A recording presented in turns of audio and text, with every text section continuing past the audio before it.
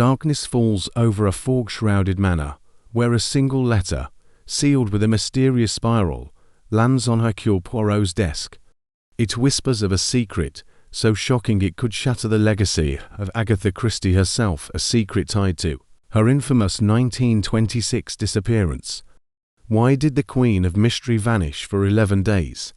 What truth did she hide in a coded manuscript, buried in a Devon church? And who was Victor Crane, the journalist whose blood stains a hidden room in Harrogate? As Poirot unravels a web of literary deceit, a shadowy society, the Order of the Quill, watches his every move. Will he uncover the explosive truth before the shadows silence him? In a tale of murder, betrayal, and genius, one question burns. What did Agatha Christie know? And why did she risk everything to keep it hidden? Chapter 1. The mysterious letter. Rain fell in a persistent drizzle over London, cloaking the city in a silver sheen that turned the cobblestones slick and the gas lamps into hazy orbs. Hercule Poirot sat in his impeccably ordered flat at a Whitehaven mansions, his small, precise hands folded over the polished mahogany of his writing desk. The fire crackled softly in the hearth, casting a warm glow across the room, where every book, every cushion, every gleaming silver teaspoon was placed with the exactitude of a man who cherished symmetry above all else. His moustache, that magnificent emblem of his fastidious nature, twitched slightly as he gazed at the single envelope before him, a letter that had arrived without fanfare, but carried an air of mystery that piqued his formidable intellect. The envelope was of fine vellum, its edges crisp despite the damp journey it must have endured. No return address marred its surface, only Poirot's name and address written in an elegant, almost theatrical script that suggested both urgency and secrecy. The ink was a deep indigo, shimmering faintly under the lamplight, and the wax seal bore no crest, only a curious spiral pattern that seemed to coil inward like a question mark. Poirot, with the patience of a man who knew the value of anticipation, had not yet opened it. Instead, he studied it as one might study a rare painting, letting its details speak before he disturbed its secrets. Mon ami, he murmured to himself, his voice soft but resonant with the cadence of his Belgian heritage. What little drama do you bring to the door of Hercule Poirot? At last, he reached for his silver letter opener, its handle engraved with his initials, and sliced through the seal with a surgeon's precision. The paper inside was as fine as the envelope, folded with care, and the words within were penned with the same meticulous hand. Poirot adjusted his pince-nez and began to read. My dear Monsieur Poirot, you, who unravel the tangled threads of human deceit with such finesse, are summoned by a truth long buried. In the heart of Devon, at Blackthorn Manor, lies a secret tied to the great authoress, Agatha Christie, a secret so explosive it could rewrite her legacy. Seek the vanished guest, and you shall find the key to a mystery she guarded with her. Silence, time is short, and shadows watch. Trust only your little grey cells, yours in anonymity. A friend of truth. Poirot's dark eyes gleamed with interest. The letter was both a challenge and a law, crafted to ignite the curiosity of a mind that thrived on puzzles. Agatha Christie, the Queen of Mystery herself, was no stranger to him, not personally, for they had never met, but through her novels, which he admired for their cunning plots and psychological depth. To suggest that she, of all people, harbored a secret of such magnitude was audacious, yet the letter's tone carried no trace of jest. It was earnest, almost pleading, and the mention of a vanished guest at Blackthorn Manor stirred a memory of a recent newspaper snippet about a missing publisher in Devon. Blackthorn Manor, Poirot mused, tapping a manicured finger against his chin. I recall the name. A grand estate, now fallen into genteel decay, Nonc. And this vanished guest, perhaps the retired publisher, Monsieur Harold Grayson, who made headlines last week. He rose from his chair, his compact frame moving with the grace of a dancer, and crossed to a neatly organized shelf where he kept a small collection of newspapers. His housekeeper, Miss Lemon, had filed them with her usual efficiency, and within moments Poirot held the article in question. The Times reported that Harold Grayson, a once prominent figure in London's publishing world, had disappeared from Blackthorn Manor during a weekend retreat. No ransom note, no signs of struggle, only an empty room and a locked door. The local constabulary was baffled, and the case had faded from public attention, as such mysteries often did when no sensational clues emerged. But now, this letter suggested a connection to Agatha Christie, a connection that intrigued Poirot far more than the disappearance itself. He returned to his desk, rereading the letter, his mind already weaving threads into a tapestry of possibilities. The reference to a secret so explosive was no idle boast. It hinted at something personal, something Christie had concealed, with the same artistry she wove into her novels.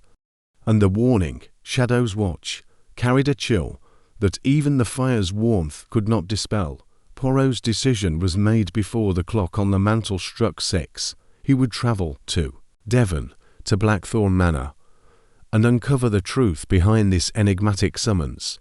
But first, he needed to prepare. He rang the bell for Miss Lemon, who appeared with her customary promptness, her notepad at the ready and her expression as crisp as her starched blouse. "Miss Lemon," Poirot said, his voice carrying a note of suppressed excitement, "I require travel arrangements to Devon, Blackthorn Manor, to be precise, a train to Exeter, and from there a car to the estate. Tomorrow morning, if you please." Miss Lemon's pencil paused mid-air, a rare flicker of surprise crossing her face. "Blackthorn Manor, Monsieur Poirot, isn't that where we—" "The disappearance of Monsieur Grayson," Poirot interjected, his eyes twinkling. "A most curious affair, and now, it seems, one that demands the attention of Hercule Poirot. Also, kindly contact Captain Hastings. His presence may prove invaluable, for he has a knack for stumbling upon truths even I might overlook." Miss Lemon nodded, her efficiency restored, and retreated to make the arrangements. Poirot turned back to the letter, his fingers tracing the spiral seal. "A friend of truth," he murmured. "We shall see, mon ami, what truth you wish me to find." The train to Exeter was a marvel of punctuality, and Poirot, seated in a first-class compartment, savoured the rhythmic clatter of the wheels as he reviewed his notes.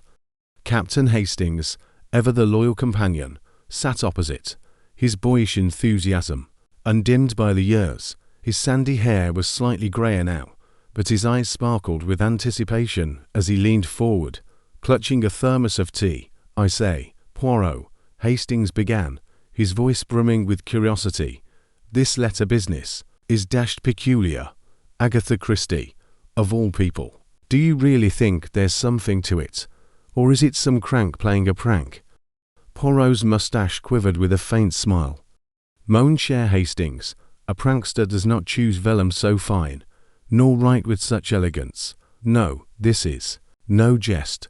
The letter speaks of a secret, and secrets, they are the lifeblood of mystery. We shall find what lies beneath, but we must tread with care. The shadows, they watch." Hastings shivered, though the compartment was warm. "Shadows, eh? Sounds like something out of one of her novels. What's this Blackthorn Manor like, anyway?" Poirot consulted a small notebook, its pages filled with his meticulous handwriting. "An estate of some age, built in the 17th century, now owned by a distant cousin of the original family. It is remote, surrounded by moors, and, if the rumours are true, steeped in stories of ghosts and scandals. A fitting stage for a mystery." Noel Hastings grinned. "Ghosts and scandals. You're in your element, old chap." The journey passed in companionable silence, broken only by Hastings' occasional musings on the case and Poirot's gentle corrections of his wilder theories. By late afternoon, they arrived in Exeter, where a hired car awaited a sturdy Daimler driven by a taciturn local named Tompkins, whose weathered face suggested he knew more of Devon's secrets than he cared to share. The drive to Blackthorn Manor took them through winding lanes, past hedgerows heavy with rain, and fields that stretched toward the horizon like a watercolor painting. As the car crested a hill, The manor came into view, a sprawling pile of grey stone, its towers half shrouded in mist, its windows like dark eyes watching their approach. Ivy clung to the walls, and the gardens, though once grand, were overgrown, their roses choked by weeds. Mon Dieu, Poirot murmured, his gaze sharpening. It is a place that holds its secrets close. Tompkins parked the car near the entrance, where a heavy oak door stood ajar. A woman emerged, her apron dusted with flour, her face pale and drawn. She was perhaps 50, with sharp features and eyes that darted nervously between Poirot and Hastings. "You must be Mr. Poirot," she said, her voice low and tremulous. "I'm Mrs. Wickham, the housekeeper. I was told to expect you." Poirot inclined his head, his manners impeccable. "Indeed, Madame Wickham. I am Hercule Poirot, and this is my associate, Captain Hastings. We are here to inquire about the disappearance of Monsieur Harold Grayson." Her hands twisted in her apron, and she glanced over her shoulder as if expecting someone to emerge from the shadows. "It's a terrible thing, sir. Mr. Grayson was a quiet man, kept to himself.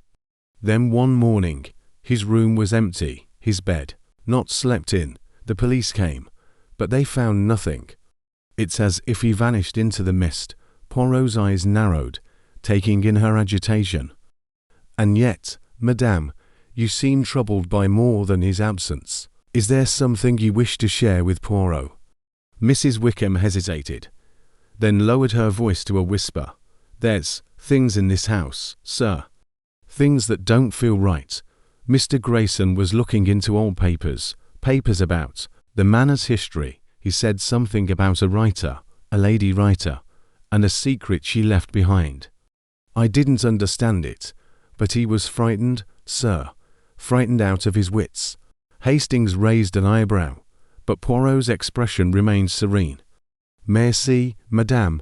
May we see Monsieur Grayson's room?" She led them through a cavernous hall, its walls lined with portraits of stern-faced ancestors whose eyes seemed to follow their every step. The air was heavy with the scent of old wood and damp stone, and the silence was broken only by the creak of floorboards underfoot. Grayson's room was on the second floor, a modest chamber with a four-poster bed, a writing desk, and a single window overlooking the moors. The room was tidy, almost too tidy, as if someone had swept away any trace of its occupant. Poirot moved with purpose, his gloved hands inspecting every surface. He paused at the desk, where a single pen lay askew, its nib stained with ink. "Curious," he murmured, then turned to the wardrobe. Inside, Grayson's clothes hung neatly, but a small leather satchel caught Poirot's eye. He opened it, revealing a bundle of papers and a small, leather-bound diary. "Voila," Poirot said, holding the diary aloft, "the first thread of our mystery." Hastings peered over his shoulder as Poirot opened the diary. The pages were filled with hurried, almost frantic handwriting, detailing Grayson's research into Blackthorn Manor's past. One entry, dated the night before his disappearance, stood out. The truth lies in her words, hidden where none would look. Agatha knew, and she paid the price. The spiral seal confirms it. "I must find the locket before they do." Poirot's mustache twitched. "The spiral seal, Hastings. The same as on the letter. This is no coincidence." Mrs. Wickham, hovering near the door, gasped. "A locket, sir. There's a story about a locket in the manor, lost years ago. They say it belonged to a lady who visited in the 20s. Some say it's cursed." Poirot's eyes gleamed. "Cursed or not, madame, it is a clue, and Hercule Poirot does not believe in curses, only in the truth." As the rain continued to fall outside, Poirot tucked the diary into his coat, his mind already racing toward the next step. The letter had brought him here, to this house of secrets, and now the diary pointed to a locket and a connection to Agatha Christie. The shadows might watch, but Poirot's little grey cells were awake, and they would not rest until the truth was revealed. Chapter 2. Shadows of the past trained to Devon chug through the English countryside. its rhythmic clatter a soothing counterpoint to the storm of thoughts swirling in Hercule Poirot's mind. The anonymous letter, with its elegant script and tantalizing hints of a secret buried in Agatha Christie's past, lay folded in his breast pocket, a silent challenge to his little grey cells.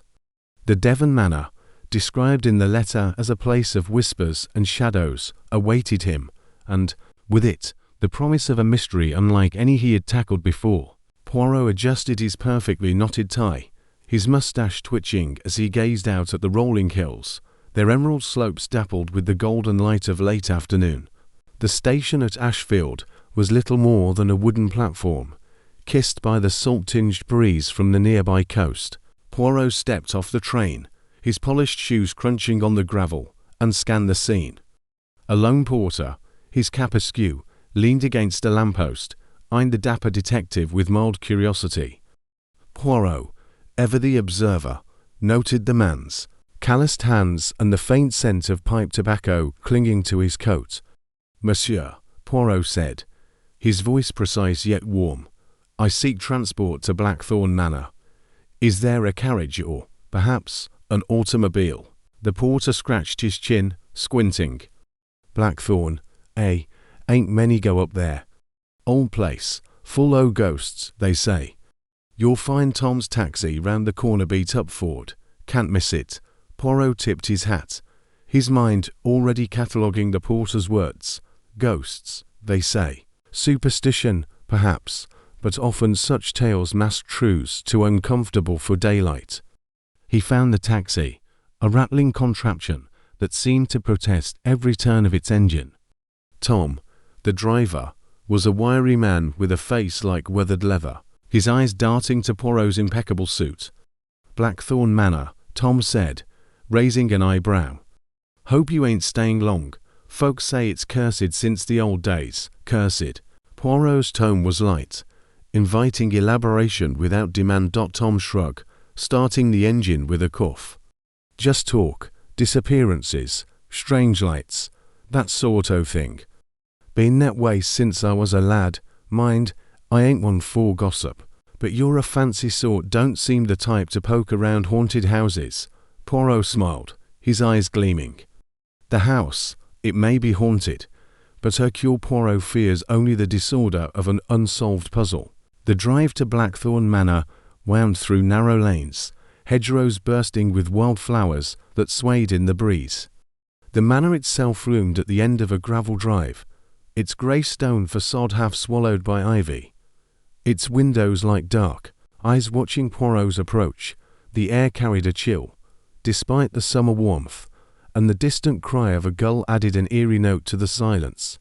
As Tom's taxi sputtered away, Poirot stood before the manor's heavy oak door, his cane tapping lightly on the ground. He knocked, the sound echoing like a challenge. The door creaked open, revealing a woman in her late 50s, her grey hair pulled into a severe bun. Her eyes, wide and darting, betrayed a nervousness that her stiff posture tried to conceal. "You must be Monsieur Poirot," she said. Her voice clipped. "I'm Mrs. Evelyn Grimsby, the housekeeper." "We weren't expecting visitors." Poirot bowed slightly. "Madame Grimsby, I am here on a matter most delicate, prompted by a letter that speaks of secrets and vanishings. May I enter?" Her lips tightened, but she stepped aside. The entrance hall was grand yet faded, its marble floor dulled by time, its chandelier draped in cobwebs. A portrait of a stern-faced man in Victorian attire hung above the staircase, his gaze seeming to follow Poirot. "The master's away," Mrs. Grimsby said, leading him to a drawing-room. "But you're here about Mr. Harrow, ain't you? The publisher, what's gone missing?" Poirot's eyebrows rose. The letter had mentioned no names, only a manor and a secret. "Mr. Harrow, you say, a guest of this house?" "Was," she corrected, her hands twisting a handkerchief, "retired. Publisher. Come to stay a week ago. Quiet man, kept to himself, always scribbling in that diary of his. Then, 2 nights ago, he was gone. No note, no sign, just his room left in a state." Poirot's voice was gentle, probing, papers scattered, bed unmade, like he left in a hurry. Or, she hesitated, her eyes flickering to the window. Like someone took him. Poirot's mind raced. A missing publisher, a mysterious letter, and a manner steeped in whispers of curses. This was no coincidence. "May I see this room, madame?" Mrs. Grimsby led him up a creaking staircase to a guest room on the second floor. The air was musty, heavy with the scent of old wood and damp. The room was as she described, a desk littered with papers, an unmade bed, a single chair tipped over. Poirot's eyes swept the scene, noting the details: the inkpot still open, a pen lying on the floor, a faint scratch on the window pane, as if something had been dragged across it. He moved to the desk, his gloved fingers sifting through the papers. Bills, receipts, a half-finished letter to a London solicitor. Nothing remarkable until he noticed a loose floorboard beneath the rug. With a deft movement, Poirot lifted the board, revealing a small, leather-bound diary tucked into the recess. Its cover was worn, its pages yellowed, but the handwriting was sharp, purposeful. He opened it, his eyes scanning the entries. Most were mundane notes on publishing deals, meetings, a dinner with a local historian, but one page, dated 3 days prior, caught his attention. "The truth of Agatha's vanishing lies here, in Blackthorn's shadows. 1926, a secret she buried, not for shame, but for protection. The order knows. I am close, too close. If I disappear, seek the locket in the attic." Poirot's pulse quickened. Agatha Christie's disappearance in 1926 was a matter of public record, a strange episode where the famed author vanished for 11 days, found in a Harrogate hotel under an assumed name. The world had called it a breakdown, a fugue state, but this diary suggested something far more deliberate. And the order, a name that carried weight, a whisper of conspiracy. He slipped the diary into his pocket, his mind already turning to the attic. "Madame Grimsby," he said, turning to the housekeeper, who hovered in the doorway. "This attic, where is it?" Her face paled. "The attic. Ain't no one been up there in years.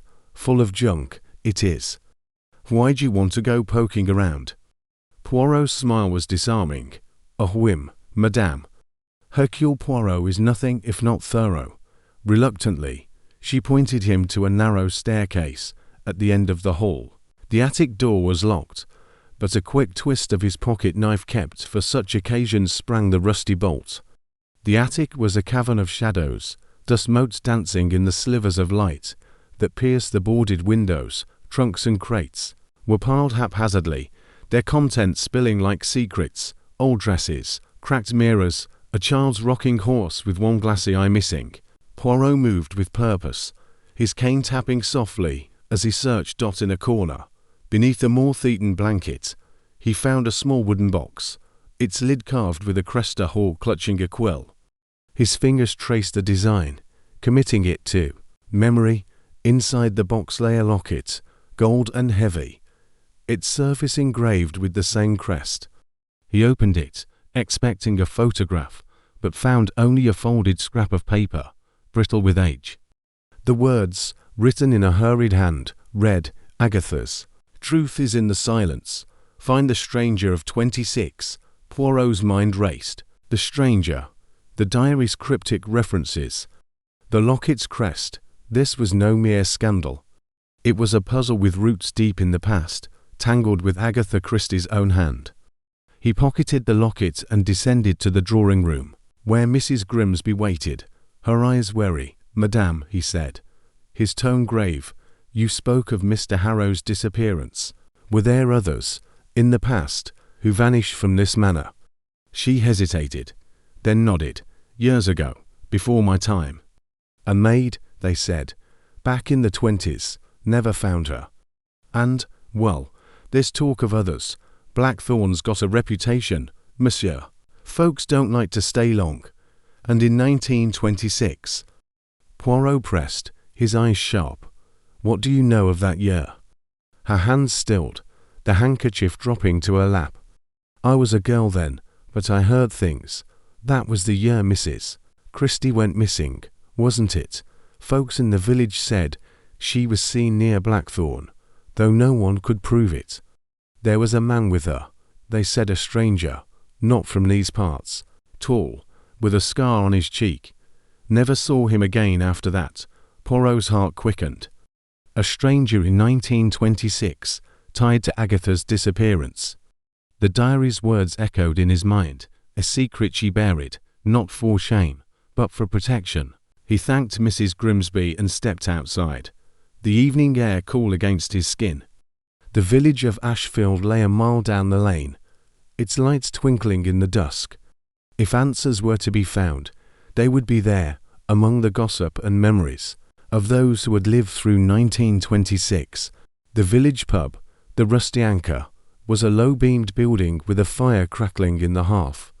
The patrons, a mix of farmers and fishermen, eyed Poirot with curiosity as he entered, his city polish stark against their rough woolens. He approached the bar, where a woman with silver-streaked hair and a no-nonsense air was polishing glasses. "Good evening, madame," he said, his accent drawing a raised eyebrow. "I am Hercule Poirot, seeking information about Blackthorn Manor and the year 1926. The woman, who introduced herself as Mabel Tuttle, leaned forward, her eyes gleaming with the delight of a born storyteller. "Blackthorn, eh? You're digging into old ghosts, aren't you? 1926 was a queer year round here. That's when the lady writer, Agatha Christie, went and vanished. Papers were full of it. Some said she was hiding in the manor, others that she was spirited away by fairies." She chuckled, but her eyes were sharp, watching Poirot's reaction, and the stranger. Poirot asked, his voice low, "A man with a scar, seen with her?" Mabel's smile faded. "Eh, there was talk of a man. Not from Ashfield, mind. Folks saw him skulking near the manor, always at night. Had a journalist's bag, they said, stuffed with papers. One night, he was seen arguing with someone by the cliff's loud voices. Then nothing. Next day, he was gone. So was Mrs. Christie, for a spell." Poirot leaned closer, his voice a whisper. "And what did the village say of this man, his name?" "Perhaps he." Mabel shook her head. "No name, but old Widow Crane, she's still kicking. Lives by the church, she swore he was kin of hers. A nephew, maybe, she'd talk, if you bring her a bit of tea and patience. Mind, she's half mad with age." Poirot thanked her, leaving a generous tip, and stepped into the night. The village church, its spire a dark silhouette against the moon, was a short walk away.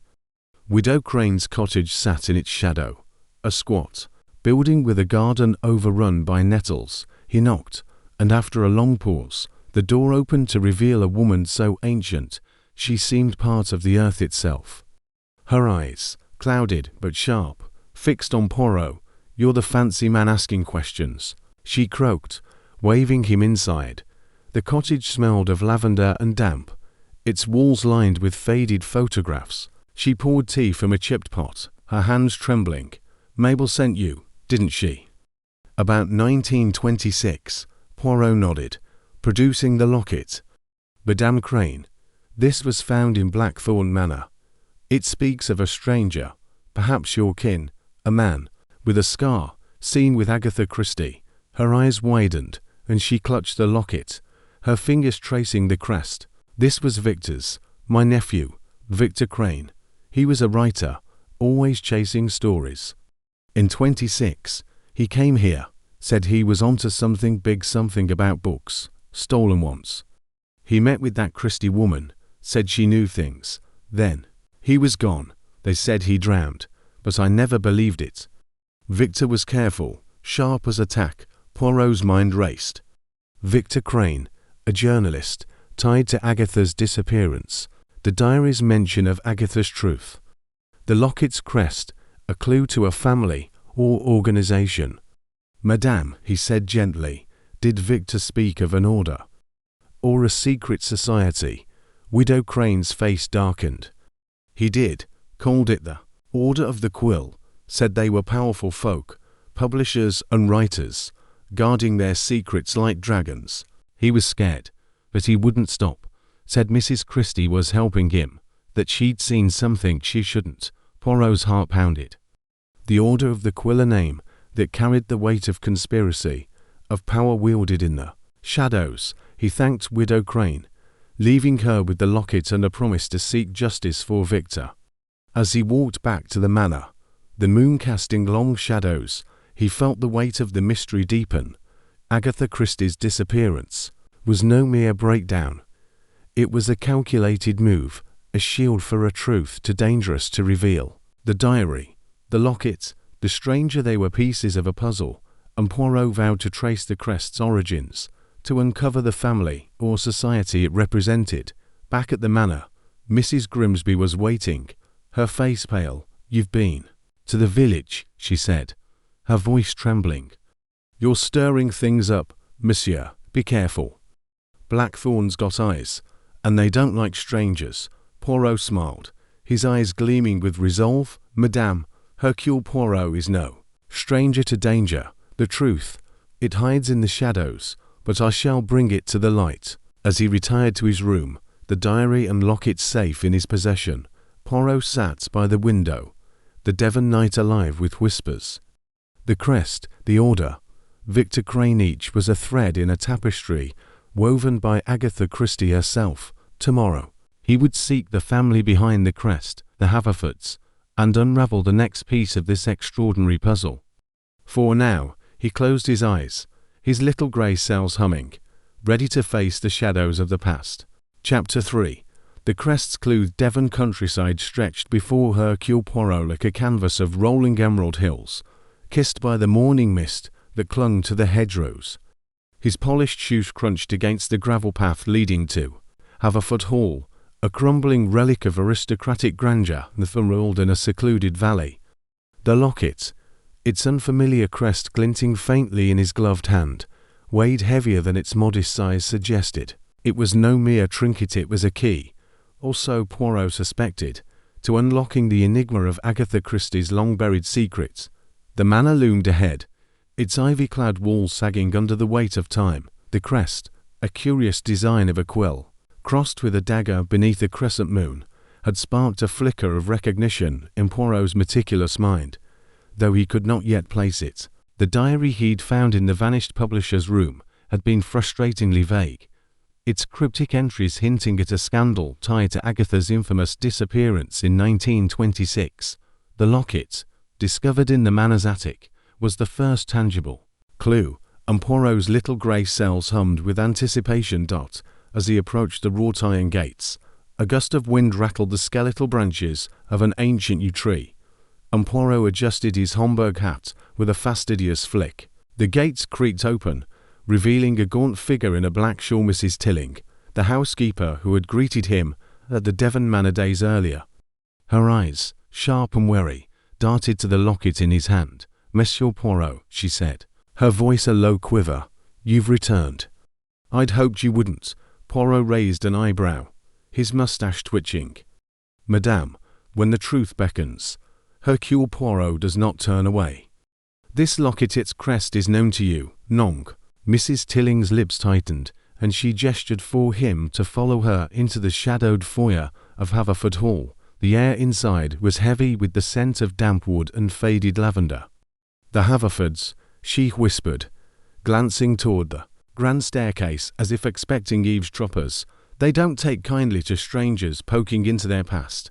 That crest belongs to them, but it's a mark they'd rather forget." "Then it is to the Haverfords I must speak," Poirot declared, his tone firm yet courteous. "The truth, madame, is a guest who cannot be turned away, no matter how unwelcome." Reluctantly, Mrs. Tilling led him through a maze of corridors, their walls lined with portraits of stern-faced ancestors whose eyes seemed to follow their every step. The housekeeper paused before a heavy oak door, her hand trembling as she knocked. "Lady Haverford is not well," she warned. "Mind your words, monsieur." The door swung open to reveal a drawing room bathed in the dim glow of a single chandelier. Lady Eleanor Haverford sat by a fire that did little to warm the cavernous space. Her silver hair was pinned tightly, her face a map of wrinkles etched by time and secrets. She wore a velvet gown that might have been elegant decades ago, now frayed at the cuffs. Her eyes, a piercing blue, locked onto the locket as Poirot held it aloft. "Lady Haverford," Poirot began, bowing slightly, "I am Hercule Poirot, and I come in pursuit of a truth most delicate. This locket, found in a place of mystery, bears your family's crest. I believe it holds the key to a matter of great import." Lady Haverford's hand clutched the arm of her chair, her knuckles whitening. "Where did you find that?" she demanded, her voice sharp despite her frailty. "It was lost years ago, in the attic of a certain manor in Devon," Poirot replied, his gaze steady. "A manor tied to a guest who has vanished and to a secret concerning Madame Agatha Christie." The name hung in the air like a thunderclap. Lady Haverford's composure faltered, her eyes flickering with something akin to fear. "Agatha," she murmured, almost to herself. That woman stirred waters best left still. Poirot leaned forward, his voice gentle but probing. "Madame, I have learned of an incident in 1926, when Madame Christie vanished for 11 days. A diary suggests it was no mere disappearance, but a deliberate act. This locket, I suspect, is a thread in that tapestry. Will you not help me unravel it?" Lady Haverford's gaze darted to the fire, as if seeking answers in its flickering flames. For a long moment, she was silent, and Poirot waited, his patience a honed weapon. At last, she spoke, her voice barely above a whisper. "The locket belonged to my brother, Charles. He was reckless. In 1926, he was entangled in a scandalous manuscript, stolen, they said, and a death that was never explained." Poirot's heart quickened, but his expression remained impassive. "A manuscript, you say? And this death, who was it, madame?" She shook her head, her lips trembling. "I swore never to speak of it. Charles was involved with people, dangerous people. They called themselves protectors of literature, but they were vipers. Agatha stumbled into their web, poor thing. She was clever, too clever, and they feared her." Poirot's mind raced, piecing together fragments. The diary's cryptic references to Agatha's truth, the rumors of a stranger seen with her, and now this a stolen manuscript and a mysterious death. "These people, madame," he pressed, "they had a name, perhaps, a society, an order." Lady Haverford's eyes widened, and she clutched the locket, which Poirot had placed on the table between them. "The Order of the Quill," she whispered, the words escaping like a confession. They were powerful, ruthless. "Charles swore me to secrecy, but I heard whispers of a manuscript, a story Agatha wrote, that could have ruined them all." Poirot's fingers twitched, itching to take notes, but he kept his hands still, his eyes locked on hers. "And this manuscript, it was never found." She shook her head. "Charles said it was hidden, but he died before he could tell me where. The locket was his, a token of their trust, until it became a curse. If you found it, monsieur, you're closer to their secrets than you know. Be careful. They're still out there." The weight of her words settled over Poirot like a fog. The Order of the Quill, a name that carried the scent of intrigue, of power cloaked in the guise of literary reverence. He was about to press further when a sharp creak echoed from the hallway. Mrs. Tilling, who had lingered near the door, gasped and hurried to investigate, but Poirot's instincts flared. He rose, his cane tapping lightly on the floor. "Madame, I thank you for your candor," he said, bowing. "But I must ask one final question. The locket, does it hold more than sentiment? A clue, perhaps, to this manuscript's hiding place?" Lady Haverford's eyes gleamed with a mix of fear and defiance. "Open it," she said simply.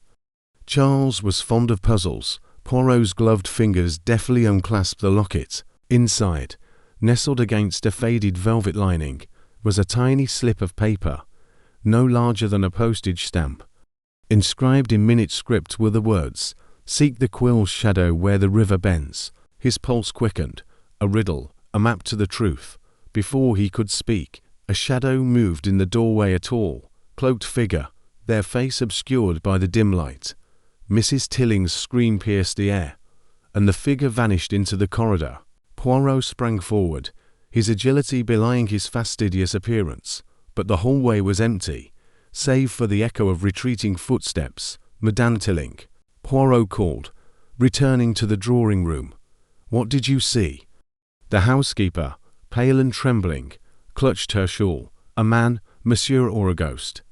"He was watching us, I swear it." Lady Haverford's face was ashen. "They know you're here," she whispered. "They always know."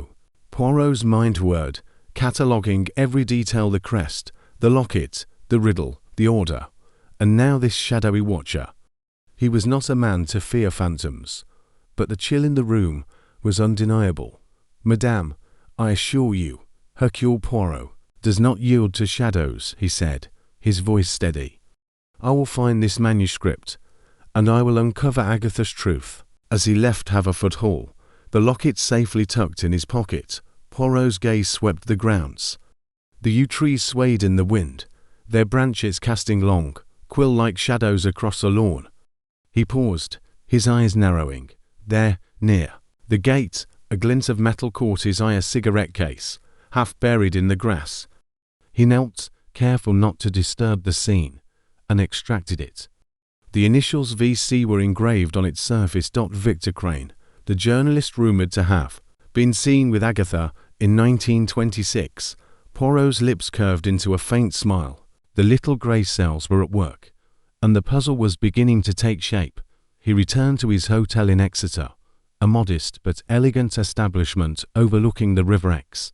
The riddle: seek the quill's shadow where the river bends, gnawed at him. He spread a map of Devon across his desk, tracing the river's course with a gloved finger. A bend near the village of Ashburton caught his attention, a place known for its ancient church and literary history. Could the manuscript be hidden there? As night fell, Poirot sat by the window, the locket open before him. The crest's quill and dagger seemed to mock his progress, but he was undeterred. He penned a letter to his old friend, Inspector Japp, requesting any records on Victor Crane or the Haverfords from 1926. The Order of the Quill, he suspected, was no mere literary club, but a syndicate with blood on its hands. A knock at the door startled him. The porter, a nervous young man, handed him a sealed envelope. "Found this slipped under the desk, sir," he stammered. "Addressed to you." Poirot slit it open with a letter knife, revealing a single line in stark black ink: "Leave the past buried, or join it." His mustache twitched, a threat, crude but effective. Yet Hercule Poirot was not a man to be cowed by anonymous warnings. He retired to his room, the locket and cigarette case locked in the hotel safe. As he sipped a tisane, his mind wandered to Agatha Christie, not the author, but the woman. A woman bold enough to vanish, to weave a mystery that endured decades. What had she known? What had she feared? And what, precisely, was the silent betrayal? The next morning, Poirot set out for Ashburton, the riddle his guide. The village was a postcard of cobblestone streets and thatched cottages, its church a squat stone edifice overlooking the river's bend. Inside, the air was cool, scented with wax and bold hymnals. Poirot's eyes scanned the pews, the altar, the stained glass windows casting kaleidoscopic light across the floor. The quill's shadow a poetic clue, but where to look? He approached. The vicar, a wiry man with spectacles perched on his nose. "Monsieur," Poirot said, his charm disarming, "I seek a relic of literary significance, perhaps hidden here long ago. A manuscript, concealed where the river's shadow falls." The vicar frowned, intrigued. "We've had no such thing, but there's a crypt below, rarely opened. The river runs close, its shadow falls there at dusk." Poirot's heart leapt. He persuaded the vicar to unlock the crypt, a damp chamber lined with stone slabs. As the sun dipped, a sliver of light pierced the crypt's narrow window, casting a shadow that stretched across a cracked slab. Poirot knelt, his fingers tracing the stone's edge. It shifted, revealing a hollow beneath. Inside was a leather-bound bundle, its pages yellowed but intact. He lifted it carefully, his breath catching. The title, in Agatha's unmistakable hand, read, "The Silent Betrayal," but as he opened it, a shadow fell across the page, not the river's, but a man's. Poirot spun, cane raised, to face a cloaked figure, the same he'd glimpsed at Haverford Hall. "You've gone too far, Monsieur Poirot," the figure hissed, a glint of steel in his hand. Poirot's voice was calm, his eyes sharp. "And you, monsieur, have underestimated the little grey cells." The figure lunged, but Poirot was swift, sidestepping and striking with his cane. The man stumbled, fleeing. Into the dusk, Poirot clutched the manuscript, his heart pounding, but his resolve unbroken. He returned to the hotel, the precious bundle hidden beneath his coat, unlocked his door. As he examined the manuscript, its pages revealed a code lines of numbers and letters, a cipher he recognized from his days in espionage. The first line, painstakingly decoded, read, "The Order of the Quill guards its secrets with blood." Poirot's eyes gleamed. The game was afoot, and Agatha's truth was within his grasp. Chapter 4. The stranger's identity. Rain lashed against the windows of Poirot's temporary lodgings in Devon, a modest inn perched on the edge of the village, its sign creaking in the wind. The room was small but tidy, with a single gas lamp casting a warm glow over the desk where Poirot sat.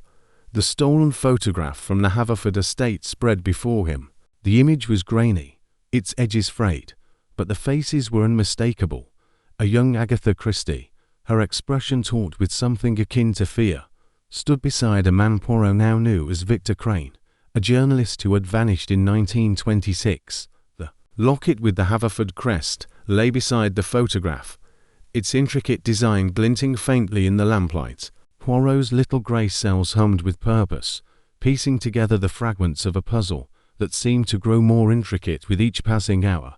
He leaned back in the chair, his moustache twitching. He considered his next move. The diary, from the retired publisher's room, had hinted at a connection between Agatha's infamous 11-day disappearance and a secret she had guarded fiercely.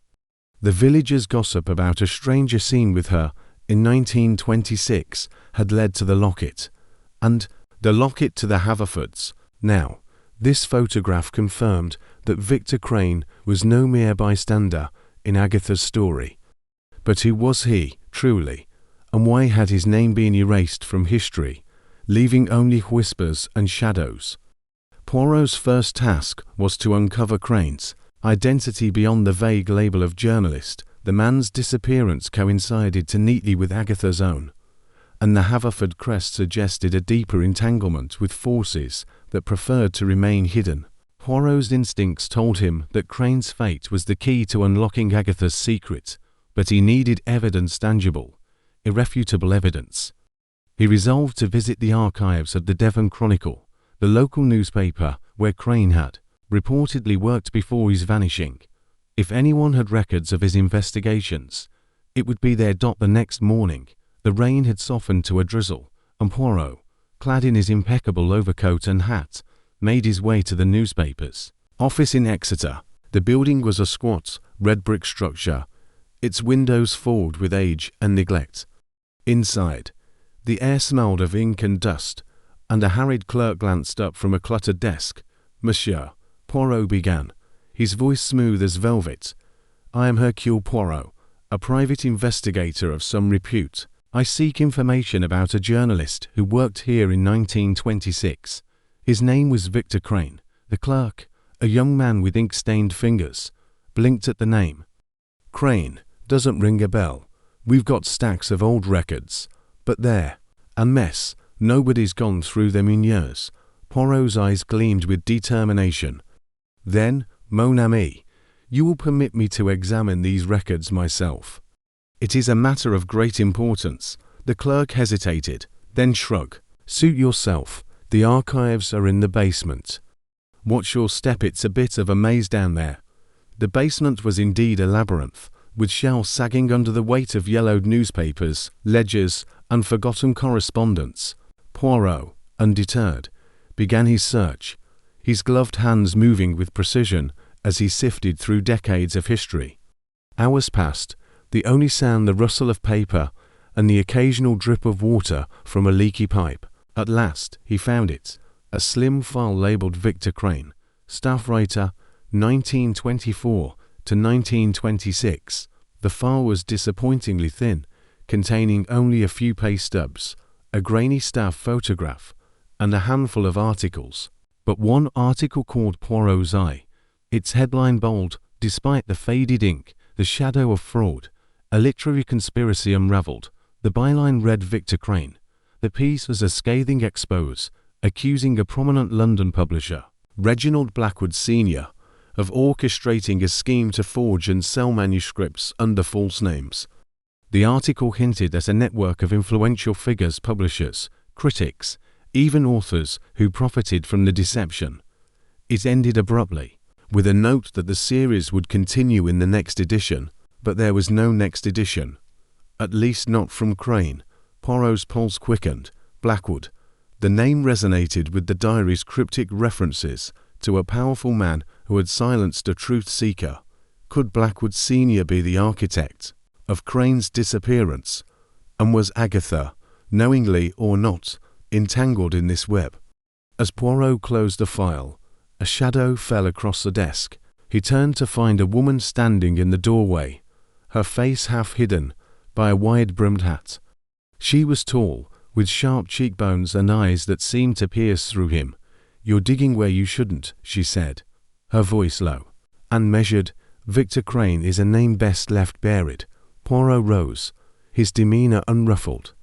"Madame, I am Hercule Poirot, and I do not take kindly to warnings. Who are you, and what is your interest in Monsieur Crane?" She hesitated, then stepped into the light. "My name is Eleanor Vos. I was a friend of Victor's. I know what he was working on, and I know why he disappeared. If you keep pushing, you'll end up like him."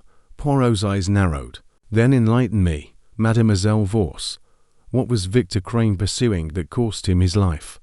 Eleanor glanced over her shoulder, as if expecting someone to emerge from the shadows. "Not here," she whispered. "Meet me tonight at the old mill by the river, 8 o'clock. Come alone." Before Poirot could respond, she was gone, her footsteps echoing up the stairs. He stood motionless for a moment, weighing the risk. Eleanor Vos was an unknown quantity, but her fear was genuine, and her connection to Crane could be the breakthrough he needed. He tucked the file under his arm and left the archives, his mind racing. The old mill was a crumbling relic on the outskirts of Exeter, its wheel long still, its walls cloaked in ivy. As Poirot approached under the cover of dusk, the air was thick with the scent of damp wood and river moss. He carried a small flashlight, its beam cutting through the gathering dark. At precisely 8, Eleanor appeared, her hat replaced by a scarf that framed her pale face. "You came," she said, her voice barely above a whisper. "I wasn't sure you would." Poirot inclined his head. "I am a man of my word, mademoiselle. Now, tell me about Victor Crane." Eleanor took a deep breath, her eyes darting to the shadows. Victor was brilliant, but reckless. He was investigating a literary forgery ring, one that went far beyond Blackwood. It involved a secret society, writers, publishers, even politicians who controlled what the public read. They called themselves the Order of the Quill.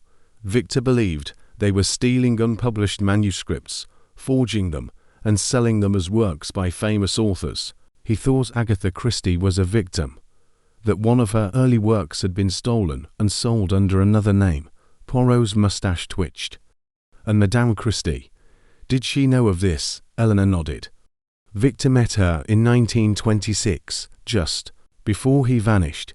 He told me she was furious, determined to expose the truth. But then, something happened. She disappeared for 11 days, and when she came back, she never spoke of it again. Victor was gone, and the Order's secret stayed, buried." Poirot's mind whirled. Agatha's disappearance, so often dismissed as a nervous breakdown or a publicity stunt, now took on a darker hue. Had she been coerced into silence?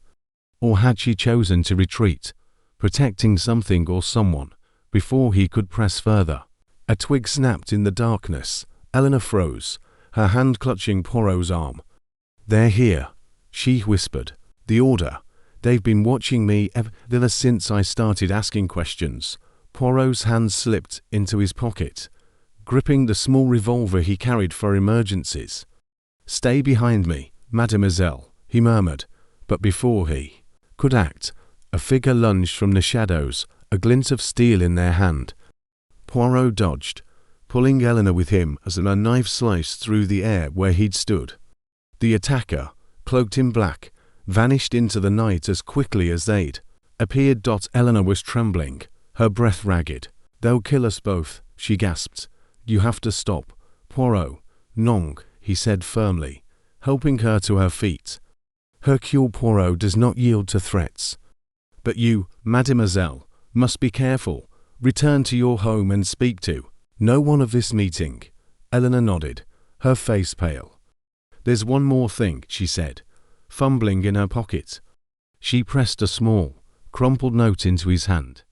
"Victor gave this to me before he disappeared. He said it was proof." Poirot waited until she was safely away before unfolding the note. The words were scrawled in haste. "The silent betrayal, the key. Find it in Devon's heart.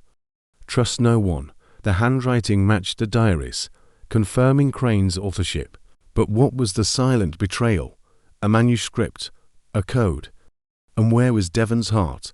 As Poirot made his way back to the inn, the rain began again, heavier now, as if the heavens themselves were conspiring to obscure the truth. In his room, he examined the note under the lamplight, his mind racing. The threatening note he'd received earlier that day lay on the desk. Its message stark: "Stop digging, or share Crane's fate." The paper was identical to Eleanor's note, suggesting the same hand had written both. Someone was desperate to keep Agatha's secret buried, and they were willing to kill to do so. The next day, Poirot visited the Devon County Library, a grand building with towering shelves and a faint musty scent. He sought out the head librarian, a wiry man named Mr. Hargrove, who had a reputation for knowing every book in the county. Poirot presented himself as a literary scholar researching lost works of the 1920s. "Monsieur Hargrove," he began, "I am seeking information about a manuscript called The Silent Betrayal. It may be connected to Agatha Christie." Hargrove's eyes widened, then narrowed. "Never heard of it," he said too quickly. "Christie's works are well documented. If there was such a manuscript, I'd know." Poirot smiled thinly. "Of course, monsieur, but perhaps you could check your records. Even a rumor would be of interest." Grudgingly, Hargrove led Poirot to a restricted section of the library, where rare manuscripts were kept under lock and key. As he unlocked a cabinet, Poirot noticed a tremor in his hands. The man was nervous for a simple request. While Hargrove searched, Poirot's eyes scanned the room, landing on a small, locked box tucked in a corner, its surface engraved with the same crest as the locket. "What is that, monsieur?" Poirot asked, pointing. Hargrove flinched. "Nothing important, just family heirlooms." Poirot's instincts screamed that the box held answers, but he played along, thanking Hargrove for his time. That night, he returned under cover of darkness, picking the library's lock with a skill honed from years of unconventional investigations. The box was heavy, its contents rattling softly. Inside, he found a bundle of letters, all addressed to Victor Crane, and a single page torn from a manuscript. The page bore the title The Silent Betrayal and was written in Agatha Christie's unmistakable hand. The letters painted a vivid picture. Crane had been Agatha's ally, a man she trusted to help her expose the Order of the Quill. One letter, dated days before her disappearance, read, "Victor, they know we're close. The manuscript is hidden where only the faithful would look. If I must vanish, it's to protect it. Forgive me." The torn page described a fictional murder, but the details mirrored Crane's own disappearance, a journalist betrayed by those he trusted, his body hidden in a place of sanctity. Poirot's heart sank. Agatha had woven her truth into fiction, as she so often did, but at what cost? Had she sacrificed Crane to save herself, or had she been powerless to stop his murder? The box also contained a map, crudely drawn, marking a church in the heart of Devner Place locals called the County's Heart. The next morning, Poirot set out for St. Mary's Church, a stone edifice nestled in a quiet valley. The vicar, an elderly man with kind eyes, greeted him warmly. "Monsieur Poirot, what brings you to our humble parish?" "I seek a truth hidden long ago," Poirot replied. "A manuscript, perhaps, or a secret tied to 1926. The vicar's smile faded. "There are stories," he said softly, "of a woman who came here that year, distraught, hiding something in the crypt. No one's touched it since. The crypt was cold and damp, its walls lined with ancient tombs." Poirot searched methodically, his flashlight illuminating cobwebs and forgotten inscriptions. At last he found it, a hollowed-out Bible, its pages replaced with a handwritten manuscript. The title page read "The Silent Betrayal" by Agatha Christie. The first line, in code, named the order of the quill dot. As Poirot emerged from the crypt, a shadow moved at the edge of his vision. He spun, but no one was there. The threatening note's warning echoed in his mind, but he clutched the manuscript tightly, determined to decode its secrets. The chapter closed with Poirot back at the inn, safe but sleepless. The manuscript spread. Before him, the truth was within reach, but the order's shadow loomed larger than ever, and he knew the next step would be his most dangerous yet. Chapter 5. The publisher's Legaside fog hung low over London, curling through the narrow streets like a living thing, its tendrils brushing against the cobblestones and clinging to the brick facades of Bloomsbury's townhouses. Hercule Poirot adjusted his scarf, the chill of the autumn evening seeping through his impeccably tailored coat. His polished shoes clicked against the pavement as he navigated the labyrinth in alleys, his mind as sharp as the air. The locket, the photograph, and the cryptic clues from Victor Crane's final article had led him here, to the doorstep of a man who might hold the key to Agatha Christie's most explosive secret. The publisher's son, Edward Langston, lived in a crumbling Georgian townhouse, its once grand exterior now marred by peeling paint and cracked windows. Poirot's investigation had revealed that Edward's father, Sir Harold Langston, had been the titan of a publishing empire in the 1920s, a man whose name was whispered in connection to the literary forgery ring that Victor Crane had been investigating. Before his disappearance, if anyone knew the truth about Agatha's vanishing act in 1926, it was Edward, now a recluse who shunned the literary world his father had once dominated. Poirot raised the brass knocker and let it fall with a heavy thud. The sound echoed, unanswered, for a long moment. He knocked again, his little grey cells humming with anticipation. Finally, the door creaked open, revealing a gaunt figure in a threadbare cardigan. Edward Langston was a shadow of a man, his eyes sunken, his hands trembling. They clutched the door frame.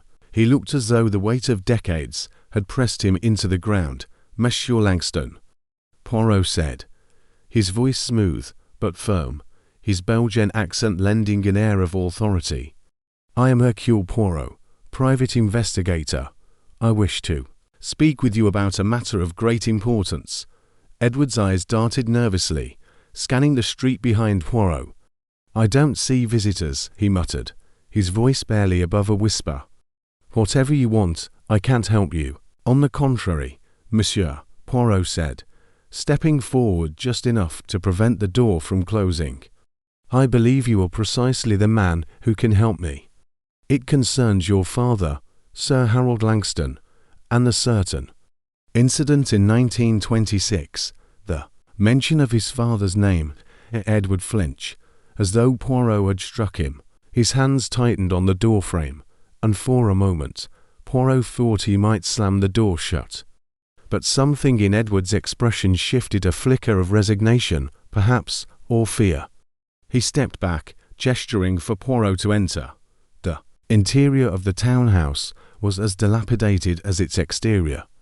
The air smelled of dust and mildew, and the furniture was shrouded in faded sheets. As though Edward had long since given up on maintaining appearances, he led Poirot to a dimly lit parlour, where a single lamp cast long shadows across the room. A fireplace stood cold and unused, its mantel cluttered with yellowed papers and chipped porcelain figurines. "Sit, if you must," Edward said, sinking into an armchair that creaked under his slight weight. "But I warn you, I have nothing to say about my father. He's been dead for 30 years.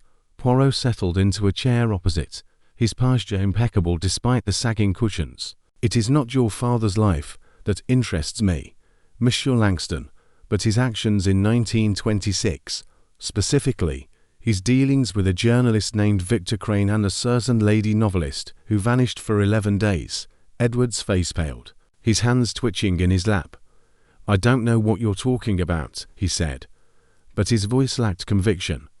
"My father was a respected man, a publisher.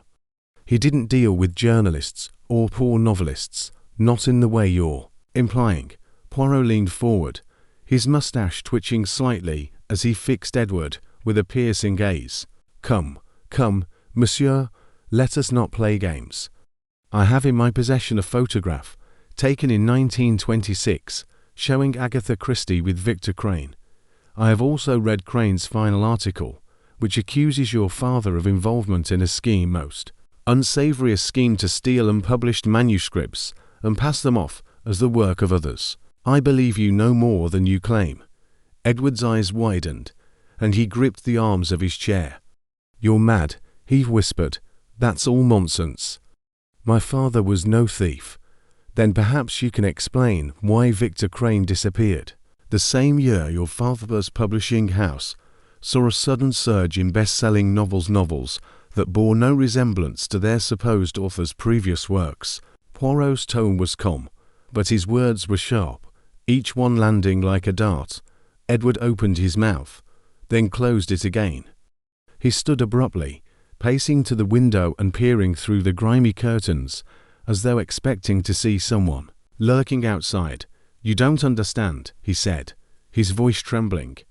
"You're stirring up things that are better left buried." "Dangerous things." Poirot tilted his head, his eyes never leaving Edward. "Dangerous, you say? Then it is all the more important that the truth be brought to light.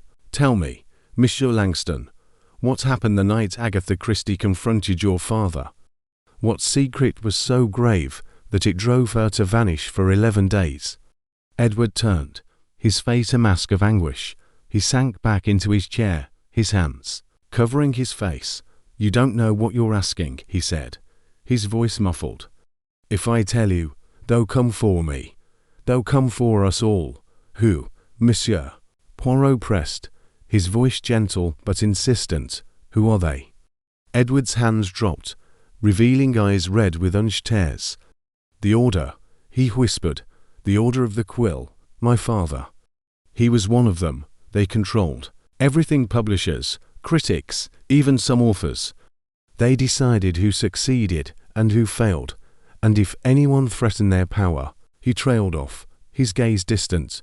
Poirot's mind raced, connecting the dots. The Order of the Quill, a secret society of literary elites, ruthless in their pursuit of control. It was a name he had encountered only once before, in a fleeting reference in the decoded diary. Now, it seemed, the pieces were falling into place. "Tell me about the Order," Poirot said, his tone commanding. "And tell me about Agatha Christie." Edward hesitated, his fingers twisting together. Then, as though the weight of silence had become too much to bear, he began to speak. "My father was a powerful man," he said, his voice low. "He built Langston Press from nothing, but it wasn't enough for him. He wanted more control, influence, wealth beyond what honest publishing could bring. That's when he joined the Order. They had a system, you see. They'd find struggling authors, steal their manuscripts, and publish them under the names of their chosen stars. The authors who resisted, they disappeared." Poirot's eyes narrowed. "And Victor Crane, he discovered this scheme." Edward nodded, his shoulders slumping. "Crane was a journalist with a nose for scandal. He started digging, asking questions about manuscripts that didn't add up. He got too close. My father, he panicked. He told me once, years later, that Crane had come to him with evidence letters, contracts, proof of the thefts. Crane threatened to expose the order unless my father confessed, and Agatha Christie. Poirot prompted. What was her role in this? Edward's voice dropped to a whisper. She was one of their targets. They stole a manuscript from her, a novel she'd written under a pseudonym, something she didn't want published under her own name. It was brilliant, my father said, but too dangerous. It was about the order, you see, a fictionalized account, but close enough to the truth to ruin them. She found out, confronted my father the night she disappeared. She demanded the manuscript back. Poirot leaned back, his fingers steepled. And what happened then? I don't know the details, Edward said, his voice breaking. I was a boy, barely 16. My father came home that night, shaking, his coat stained with mud. He said Agatha had run off, that she'd gone mad, but I overheard him later, talking to someone from the order, he said. He said they'd made sure she wouldn't talk. Poirot's heart quickened, but he kept his expression neutral. Made sure? How, monsieur? Edward shook his head violently. I don't know. I swear, I don't. But after that night, my father changed. He drank more, stopped going to the office. The order took over everything. They buried the manuscript, buried Crane, buried the truth. Poirot studied Edward, noting the sweat on his brow, the tremor in his hands. The man was terrified, but he was telling the truth, at least, as much of it as he knew. There was more to uncover, but before Poirot could press further, a shrill wail pierced the air. The fire alarm. Edward leapt to his feet, his eyes wild. No, he gasped. They're here. Poirot stood, his senses alert. The wail grew louder, and the faint smell of smoke drifted into the parlor. Monsieur, we must leave, he said, gripping Edward's arm. Now. Edward hesitated, then nodded, stumbling toward the door. Poirot followed, his mind racing. Was this a coincidence, or had someone been listening, waiting for the moment to strike? They reached the hallway, where smoke was already curling from. Under a door at the far end, Poirot's eyes darted to a side table, where a pile of papers lay scattered.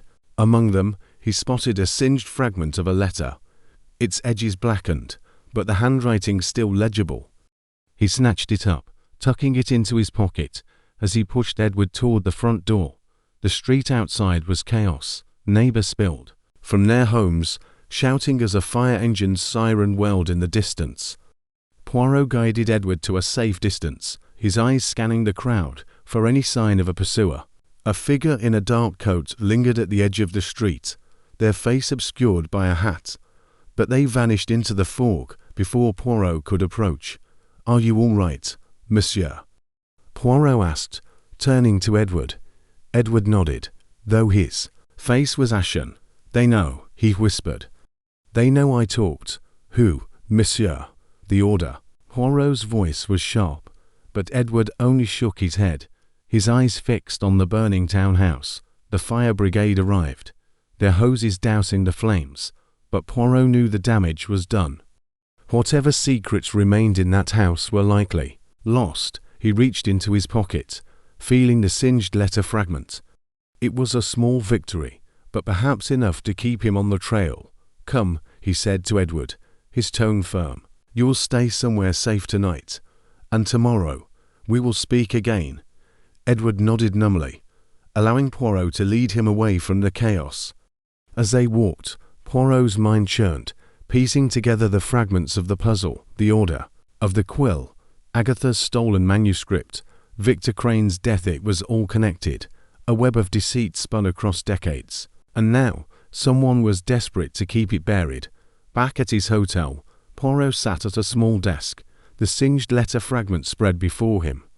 The handwriting was elegant, unmistakably feminine, and the words sent a chill down his spine. The blood debt must be paid. The order will not forgive. Poirot leaned back, his fingers brushing his mustache. The fire had been no accident. Someone was watching.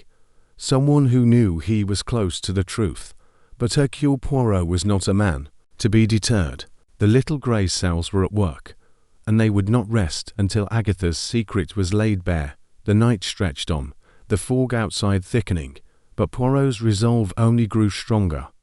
The publisher's legacy was a dark one, and he was determined to bring it into the light. Chapter 6. The hidden manuscript. Rain-soaked streets of Devon glistened under the gaslights as Hercule Poirot stepped out of the carriage, his polished shoes clicking against the cobblestones. The air was thick with the scent of damp earth and the faint tang of the nearby sea. He adjusted his hat, pulling his coat tighter against the autumn chill, and glanced at the weathered signpost pointing toward St. Mary's Church. The cryptic clue from the singed letter fragment, "Seek the word where faith hides truth," had led him here, to this quiet village where secrets seemed to cling to the very stones. Poirot's mind buzzed with the revelations of the past days. The frail publisher's son had confessed to a literary forgery ring, and the mention of a blood debt tied to Agatha Christie's 1926 disappearance had set his little grey cells alight. Now, the retired librarian's tale of a lost manuscript, the silent betrayal, hidden in a Devon church, promised to unlock the next piece of the puzzle. Poirot's mustache twitched as he considered the audacity of hiding such a secret in a place of sanctity. "Mon Dieu," he murmured, "what better place to conceal a truth than where all assume only purity resides?" The church loomed ahead, its Gothic spire piercing the misty sky. Ivy clung to its ancient walls, and the stained glass windows glowed faintly, casting kaleidoscopic shadows on the path. Poirot approached the heavy oak door, its iron hinges creaking as he pushed it open. The interior was dim, lit only by flickering candles that lined the stone walls. The air was cool and carried the musty scent of old hymnals and polished wood. A faint echo of his footsteps reverberated through the nave as he scanned the pews, the altar, and the shadowed corners. At the far end of the church, near the vestry, stood an elderly woman in a faded shawl, polishing a brass candelabrum. Her hands moved with the slow precision of habit, but her eyes darted toward Poirot as he approached. "Good evening, madame," he said, his voice smooth yet carrying the weight of authority. "I am Hercule Poirot, and I seek something hidden within these walls. Perhaps you can assist." The woman, Mrs. Eliza Tuttle, as she introduced herself, stiffened, her gnarled fingers pausing mid-motion. "Hidden, you say?" Her voice was low, almost a whisper, as if the walls themselves might overhear. "This is a house of God, sir. Nothing's hidden here but prayers and penance." Poirot's eyes twinkled with a knowing glint. "And yet, madame, even the holiest places may shelter secrets. I have heard of a manuscript, one of great importance, concealed within this very church. A work by a certain lady of renown. You know of whom I speak, non?" Mrs. Tuttle's lips pressed into a thin line, her gaze flickering toward the altar before returning to Poirot. "I've heard tales," she said cautiously. "Old stories, from when I was a girl, but they're just that, stories. You'd do well to leave them be." Poirot tilted his head, undeterred. "Stories, madame, often hide truths, and I, Hercule Poirot, am a seeker of truths. Will you not aid me in this quest?" Her shoulders sagged, as if the weight of years pressed upon her. "If you must know," she said at last, "there's a place, behind the altar, a loose stone, marked with a cross, not like the others. But I warn you, sir, some things are best left buried." Poirot bowed slightly, his expression unreadable. "Merci, madame, your candor is appreciated." He moved toward the altar, his steps deliberate, his mind racing. The altar was a simple affair, adorned with a white cloth and a silver cross. Kneeling, he examined the stone floor, his fingers tracing the cold, uneven surface. There, near the base, he found it a small, weathered stone etched with a cross that bore an extra flourish, almost like a quill. With a gentle push, the stone shifted, revealing a hollow beneath. Poirot's heart quickened as he reached inside, his fingers brushing against something smooth and leathery. He pulled out a small, dust-covered bundle wrapped in oilcloth. Unwrapping it carefully, he revealed a slim manuscript, its pages yellowed, but intact. The title, written in a familiar, elegant hand, read, "The Silent Betrayal." Poirot's breath caught. "Mon ami," he whispered, as if addressing Agatha herself. "What secrets have you woven here?" He retreated to a nearby pew, the manuscript cradled in his hands. The church was silent save for the distant drip of rainwater through a cracked window. Opening the cover, he found the first page filled with dense, unfamiliar symbols, a code, intricate and deliberate.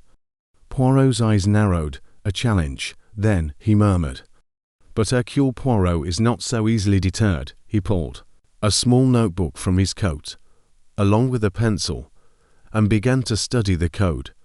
The symbols were not random. They followed a pattern, reminiscent of ciphers used in wartime correspondence. Hours passed, the candles burning low. As Poirot worked, he tested substitutions, transpositions, even polybius squares, but the code resisted. Frustration crept in, but he pushed it aside, reminding himself, "Patience, Poirot. The truth reveals itself to those who persist." A faint noise, a soft scrape, broke his concentration. He froze, his senses sharp. The sound came from the vestry. Slipping the manuscript into his coat, he rose and moved silently toward the source. The vestry door was ajar, and through the gap, he glimpsed a figure rifling through a wooden chest. The man was tall, clad in a dark overcoat, his movements hurried but precise. Poirot cleared his throat softly. "Bonsoir, monsieur. It is late. For a visit to the house of God." "Non." The man spun around, his face half hidden by a scarf. His eyes, sharp and calculating, met Poirot's. "You're the detective," he said, his voice low and accented Eastern European, perhaps. "You're meddling in things you don't understand." Poirot's mustache twitched. "On the contrary, monsieur, I understand quite well. You seek what I have found, the manuscript, perhaps. Or do you fear what it reveals?" The man's hand twitched toward his coat, but Poirot raised a hand, his voice calm but firm. "Let us not resort to unpleasantness. Tell me, who sent you?" "The Order of the Quill, perhaps." The man's eyes widened, a flicker of surprise betraying him. "You know nothing," he spat, but his voice lacked conviction. Before Poirot could press further, the man bolted, shoving past a table and sending hymnals crashing to the floor. Poirot gave chase, but the man was swift, disappearing through a side door into the rainy night. Poirot returned to the vestry, his mind racing. The man's reaction confirmed the manuscript's importance and the danger it posed. He examined the chest the intruder had been searching, finding only old parish records and a faded photograph of a young woman with piercing eyes. The back bore a faint inscription, AC, 1926, Agatha, again. Poirot pocketed the photograph, his resolve hardening. Back at his lodgings, a quaint inn overlooking the village square, Poirot resumed his work on the code. The innkeeper, a jovial man named Mr. Pembry, brought him a pot of tea, eyeing the manuscript curiously. "Found something old, have you, sir?" he asked, his tone light but probing.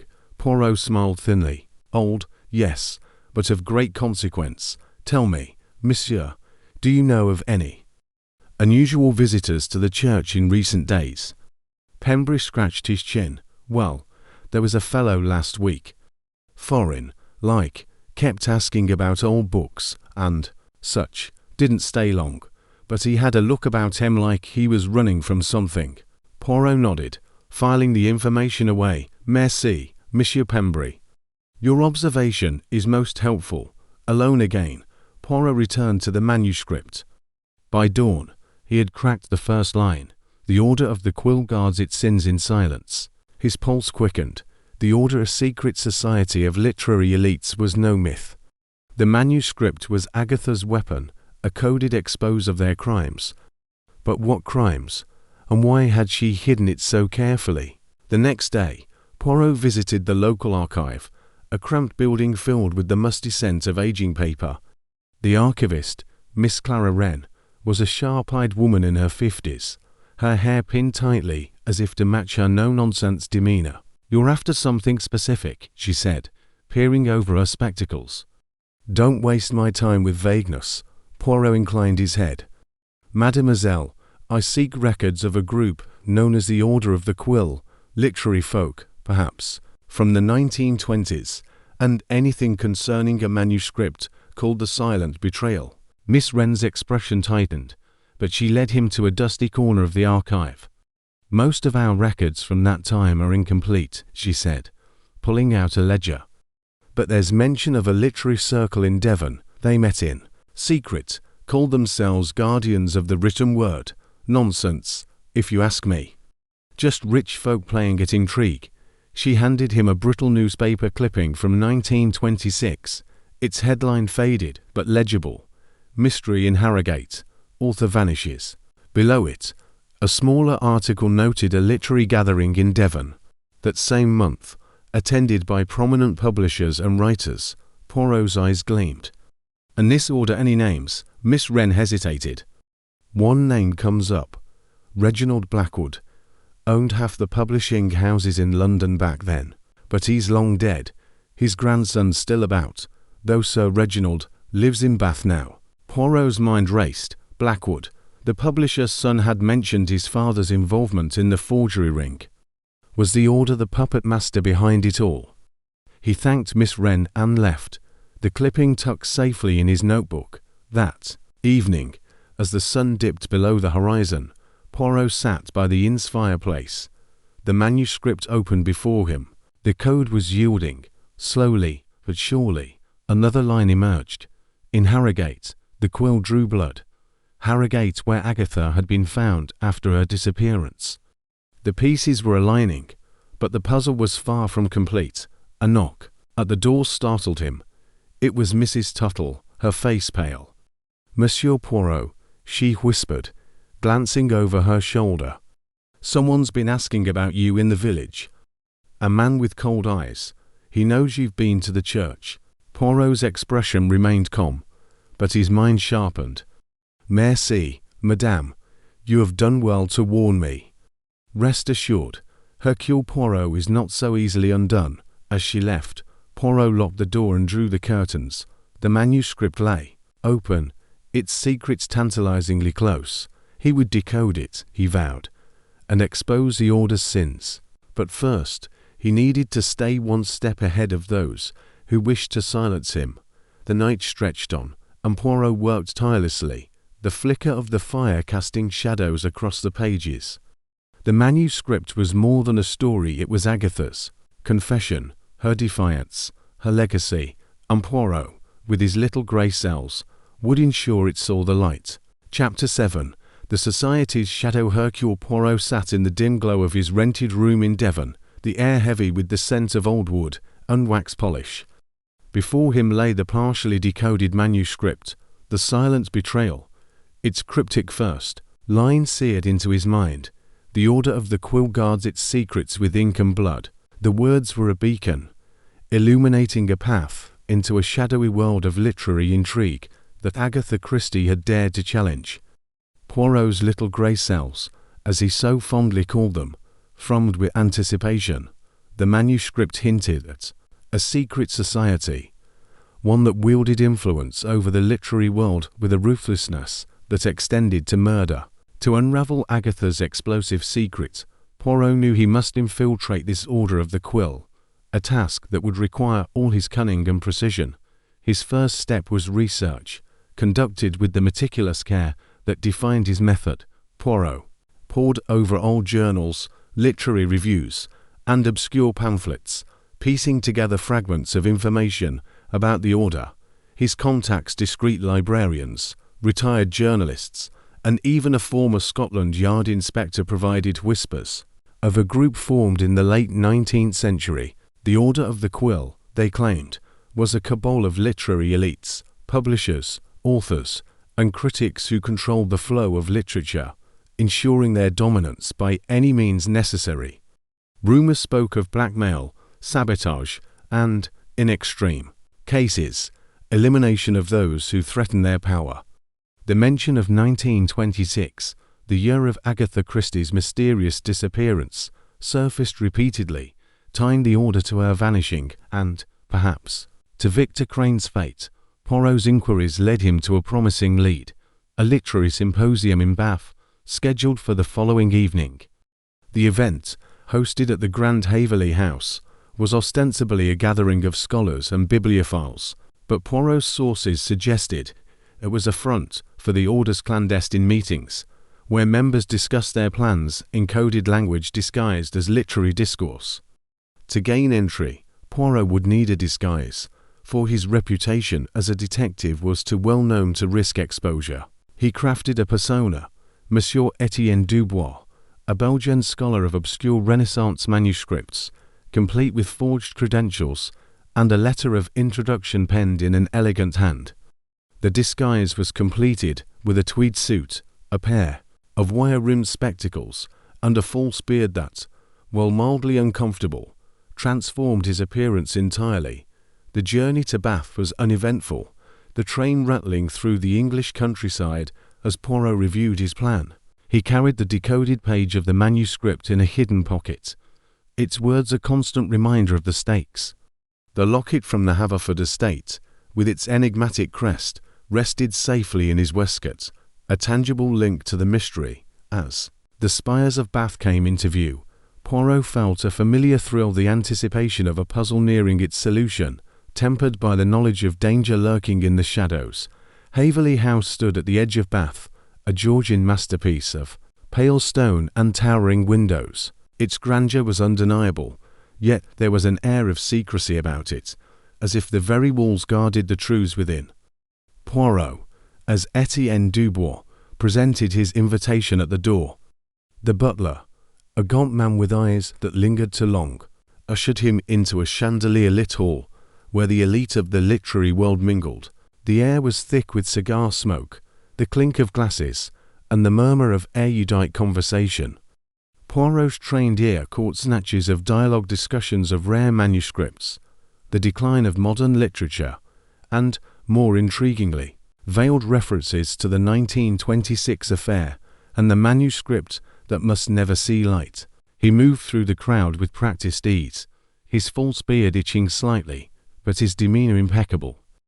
A glass of sherry in hand, he positioned himself near a group of cloaked figures in a corner, their voices low and urgent. "The Belgian is too close," one whispered, their words barely audible over the hum of the room. "If he uncovers the truth about Agatha's disappearance, the Order's legacy is at risk." Poirot's heart quickened.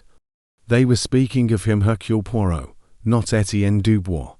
His disguise had held, but his presence was known to someone in the Order. The realization sharpened his senses, every glance and gesture now a potential threat. He drifted toward an alcove, pretending to study a rare edition of Paradise Lost displayed on a mahogany stand. The book's leather binding was worn, its pages yellowed, but Poirot's attention was elsewhere. From his vantage point, he observed a tall figure approach the cloaked group. The newcomer wore a velvet mask, its intricate design catching the light. Their voice, low and commanding, cut through the whispers. "The evidence must be destroyed," they declared. "The Harrogate incident cannot resurface. The manuscript must remain buried, and those who seek it silenced." Poirot's mind raced. Harrogate, the town where Agatha Christie was found after her 11-day disappearance in 1926. The manuscript, the silent betrayal, was clearly central to the Order's fears, and the mention of Harrogate confirmed its connection to Victor Crane's fate. The masked figure's words were a call to action, and Poirot knew he had to act swiftly. He needed access to the private study where, he suspected, the Order kept its most sensitive documents. Slipping away from the alcove, he navigated the crowded hall, his movements deliberate yet unobtrusive. The study was on the second floor, behind a heavy oak door guarded by a discreet but vigilant attendant. Poirot's plan was simple yet bold. He would distract the guard with a fabricated emergency. Feigning a sudden illness, he clutched his chest and staggered toward the attendant. gasping in French about a medical emergency. The guard, momentarily flustered, stepped away to summon help, giving Poirot the chance to slip a skeleton key procured from a less than reputable contact into the lock. The study was a treasure trove of literary artifacts, shelves lined with first editions, a desk cluttered with papers, and the locked cabinet that bore the same crest as the locket. Poirot's fingers worked quickly, picking the cabinet's lock with a hairpin. Inside, he found a bundle of letters, their wax seals broken, but the crest unmistakable. Before he could read them, a shadow fell across the room. The masked figure stood in the doorway, their eyes glinting with suspicion. "Who are you?" they demanded, their voice a low growl. "This room is forbidden." Poirot's mind raced, but his composure held. "Monsieur, I am but a scholar, lost in my search for a rare text," he said. His accent thickened for effect. He gestured to the open Paradise Lost on the desk, praying the ruse would hold. The masked figure hesitated, then stepped closer, their gaze narrowing. "You're no scholar," they hissed. "I know your face." The moment hung in the air, taut with danger. Poirot's hand tightened around the locket in his pocket, ready to use it as a distraction if needed. But before the figure could act, a commotion erupted downstairs. A guest had spilled wine on a priceless manuscript, drawing the attention of the entire house. The masked figure curtsied under their breath and turned away, giving Poirot the chance to slip out of the study and back into the crowd. His heart pounded as he descended the staircase, blending seamlessly with the throng of scholars. The masked figure's words echoed in his mind. "I know your face." His disguise had been compromised, though how, he could not yet deduce. He needed to leave Haverley House before the order closed in. Feigning a need for fresh air, he stepped into the cool night, the cobblestone alley behind the house offering a discreet escape. Footsteps echoed behind him to figures, their silhouettes sharp against the gaslit street. "He's here," one muttered. "Find the Belgian."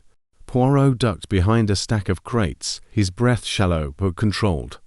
The pursuers passed, their voices fading into the night. He waited, counting the seconds, until silence returned.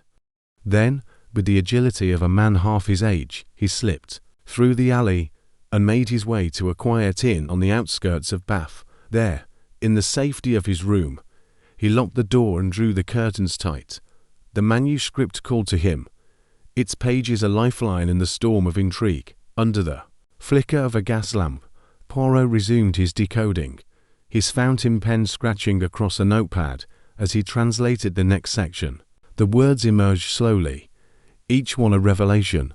Victor Crane's blood-stains Harrogate, a sacrifice to the order's silence. The journalist's murder was no longer a hypothesis, but a truth etched in Agatha's coded hand.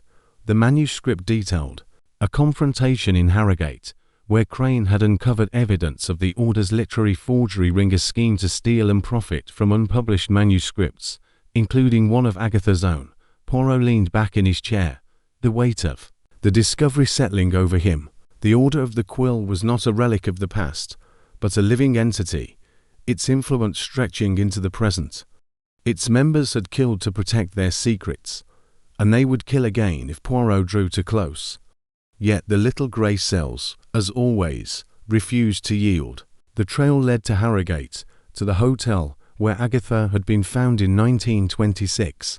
There, Poirot knew, he would find the next piece of the puzzle, a piece that would bring him closer to Agatha's explosive secret and the justice Victor Crane deserved. The night was still, the inquiet save for the distant creak of floorboards. Poirot secured the manuscript and the locket in a hidden compartment of his suitcase, then extinguished the lamp. Sleep would not come easily, not with the order's shadow looming, but Hercule Poirot was no stranger to danger. He closed his eyes, his mind already plotting the next move, confident that the truth, like a well-crafted novel, would eventually reveal its final chapter. The following morning, Poirot rose early, his resolve unshaken. He breakfasted on toast and tea, his thoughts consumed by the manuscript's revelations. The Order of the Quill had operated in secrecy for decades, its members hiding behind their literary prestige. But Agatha Christie, with her unparalleled intellect, had dared to challenge them. Her disappearance in 1926, Poirot now believed, was not a breakdown, but a calculated act to protect Crane's evidence and perhaps to save her own life. The manuscript, the silent betrayal, was her weapon, a coded expose that threatened to topple the Order's empire. Poirot's next destination was clear: Harrogate. But before he could leave Bath, he needed to ensure his safety. The Order's reach was long, and the masked figure's recognition of him suggested a traitor in his network.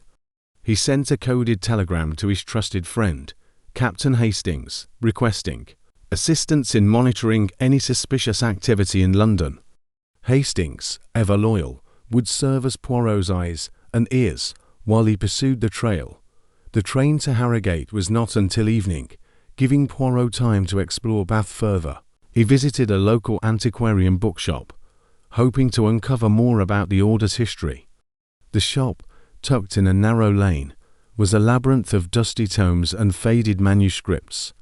The owner, a wiry man with spectacles perched on his nose, greeted Poirot with a nod. "Looking for something specific, monsieur?" he asked, his tone cautious. "Perhaps," Poirot replied, his Dubois persona still in place. "I seek works on literary societies of the early 20th century. Obscure ones, perhaps." The shopkeeper's eyes flickered with recognition, but he said nothing, leading Poirot to a shelf in the back. There, among crumbling journals, Poirot found a slim volume titled The Guardians of Ink, a history of literary cabals. The book was unsigned, its pages filled with vague references to a group that shaped the written word through shadow and steel. A single passage mentioned the Order of the Quill, describing it as a society of scribes who guarded their dominion with unrelenting vigilance.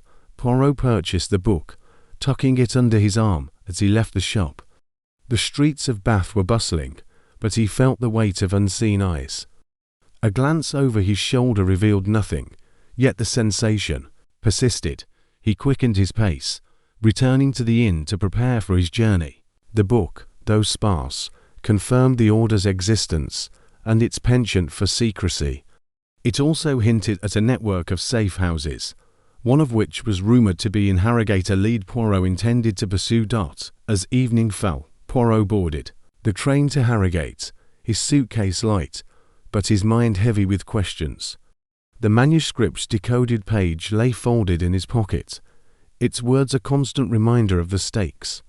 Victor Crane's murder was the key, a crime that had been buried beneath layers of deception. Agatha's role in the affair was still unclear. Had she been a victim, a conspirator, or something else entirely? Poirot's instincts told him she was a protector, a guardian of truth who had risked everything to expose the Order. The train's rhythm was soothing, but Poirot remained vigilant. He chose a compartment near the conductor, his eyes scanning every passenger who passed. A woman in a cloche hat lingered too long outside his window, her face obscured by shadow. A man with a newspaper glanced at him twice before turning away.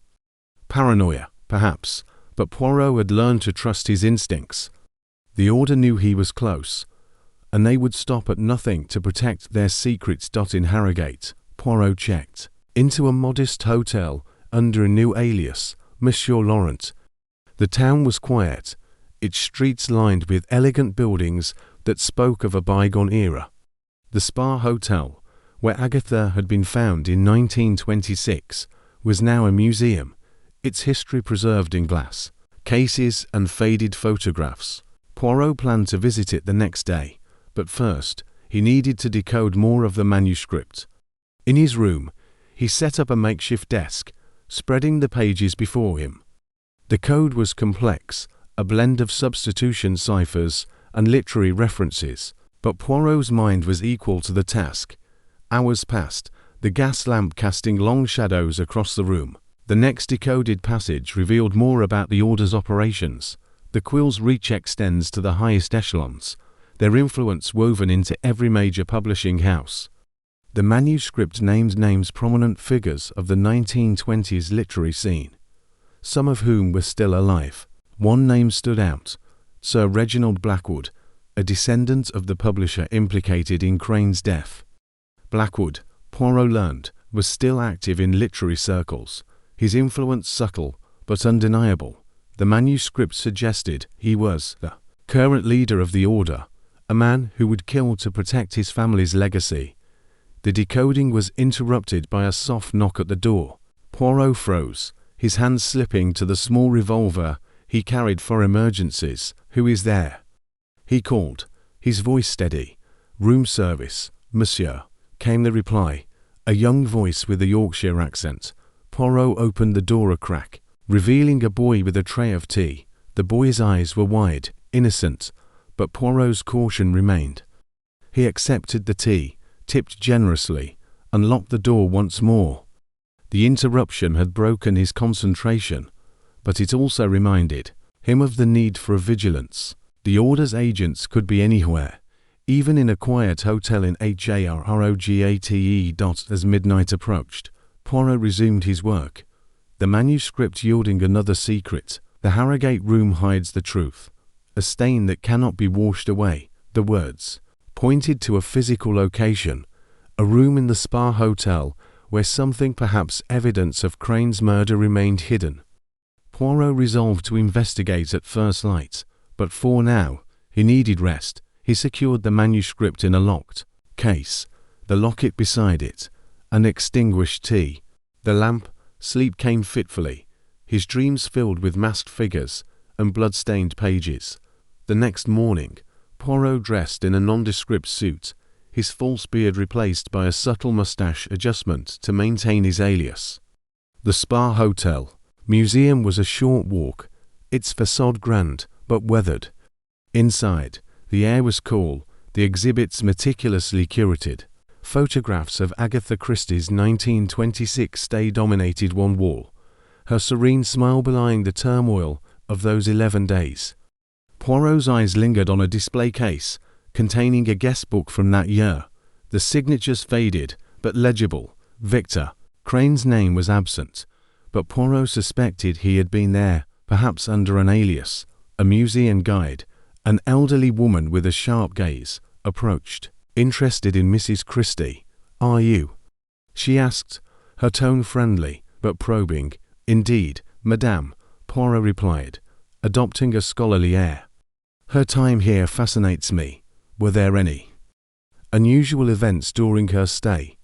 The woman's eyes narrowed, but she smiled. "Oh, there were stories. A journalist went missing around that time, you know. Some say he was poking into things he shouldn't have." The hotel staff hushed it up, but the locals still talk. She leaned closer, her voice dropping. "There's a room upstairs, sealed. Since the 20s, they say it's haunted, but I think it's just locked to keep secrets." Poirot's pulse quickened. "This room may one see it?" The guide shook her head. "Not without permission from the curator, and he's a stickler." "But," she hesitated, then slipped him a key. "I shouldn't, but you seem a decent sort. 3rd floor, room 312. Don't tell anyone I gave you this." Poirot thanked her profusely, his mind already racing. Room 312 was the key, he was certain. He ascended the stairs, the key heavy in his pocket. The 3rd floor was quiet, the air thick with dust. Room 312's door was unremarkable, its lock stiff but yielding to the key. Inside, the room was frozen in time, faded wallpaper, a brass bed, and a heavy wardrobe that seemed out of place. Poirot's instincts led him to the wardrobe, its base slightly askew. With effort, he shifted it, revealing a hidden panel in the wall. The panel opened to a small compartment, its contents sparse, but telling, a monogrammed cigarette case, its silver surface engraved with the initials VC Victor Crane. Beside it was a single sheet of paper, yellowed and brittle, bearing a handwritten note. "The Order will pay for their sins." A.C. Poirot's breath caught. Agatha had been here, in this room, leaving a clue for someone to find. The cigarette case was proof of Crane's presence, and the note confirmed Agatha's defiance. As Poirot pocketed the evidence, a creak sounded behind him. He turned, but the room was empty. The sound came again, from the hallway, slipping out. He locked the door and descended the stairs, his heart pounding. The museum was busier now, tourists milling about, but Poirot felt the weight of unseen eyes. He left the Spa Hotel, the cigarette case, a note hidden in his coat. The order's shadow was close, but Poirot was closer to the truth, back at his hotel. He resumed decoding the manuscript, the new evidence fueling his determination. The next page revealed more about the order's operations. Their safe houses span England, each a vault for their secrets. One such safe house was in Harrogate, a detail Poirot tucked away for later investigation. The manuscript also mentioned a gala in London, where Sir Reginald Blackwood would be present. Poirot knew his next move: infiltrate the gala, confront Blackwood, and uncover the final pieces of Agatha's secret. The chapter closed with Poirot safely in his room, the cigarette case, a note locked away with the manuscript. The Order of the Quill was a formidable foe, but Poirot's little grey cells were sharper. He sipped a cup of tea, his mind alight with the thrill of the chase. The truth was within reach, and Hercule Poirot would not rest until it was revealed. Chapter 8. A trail of blood journey to Harrogate had been one of quiet anticipation, the rolling hills of Yorkshire blurring past the train windows as Hercule Poirot sat in his first-class compartment, his gloved hands folded neatly over the decoded pages of The Silent Betrayal.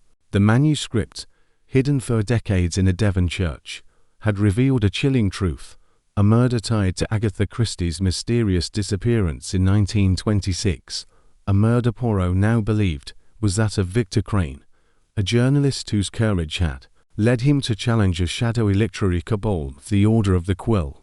The manuscript's cryptic lines had pointed to the Old Swan Hotel in Harrogate, where Agatha had reappeared after 11 days of absence, and where, Poirot suspected, the blood of a forgotten victim still lingered. The evening air was sharp as Poirot and Captain Hastings stepped off the train at Harrogate Station, the platform bustling with travellers muffled against the autumn chill. The town was a picture of genteel charm, its Georgian buildings bathed in the soft glow of gas lamps, but a restless energy stirred beneath the surface, as if the moors themselves whispered secrets. Poirot's dark eyes gleamed with purpose, his moustache impeccably groomed, despite the long journey, while Hastings, ever the loyal companion, clutched his umbrella and scanned the crowd with a mix of curiosity and unease. "I say, Poirot," Hastings ventured, his voice carrying the familiar warmth of their long friendship. "This place doesn't look like the sort of spot for a murder. All these tea rooms and spa hotels, it's positively civilized." Poirot's lips curved into a faint smile, his Belgian accent crisp as he replied, "Mon cher Hastings, it is in the most civilized places that the darkest secrets hide. The manuscript, it speaks of a crime concealed in the heart of this hotel, where Madame Christie was found.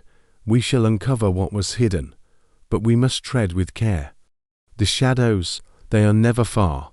They hired a car, a sleek Morris with a driver who spoke little but navigated the winding streets with practiced ease, and soon arrived at the Old Swan Hotel, now a museum preserving its storied past.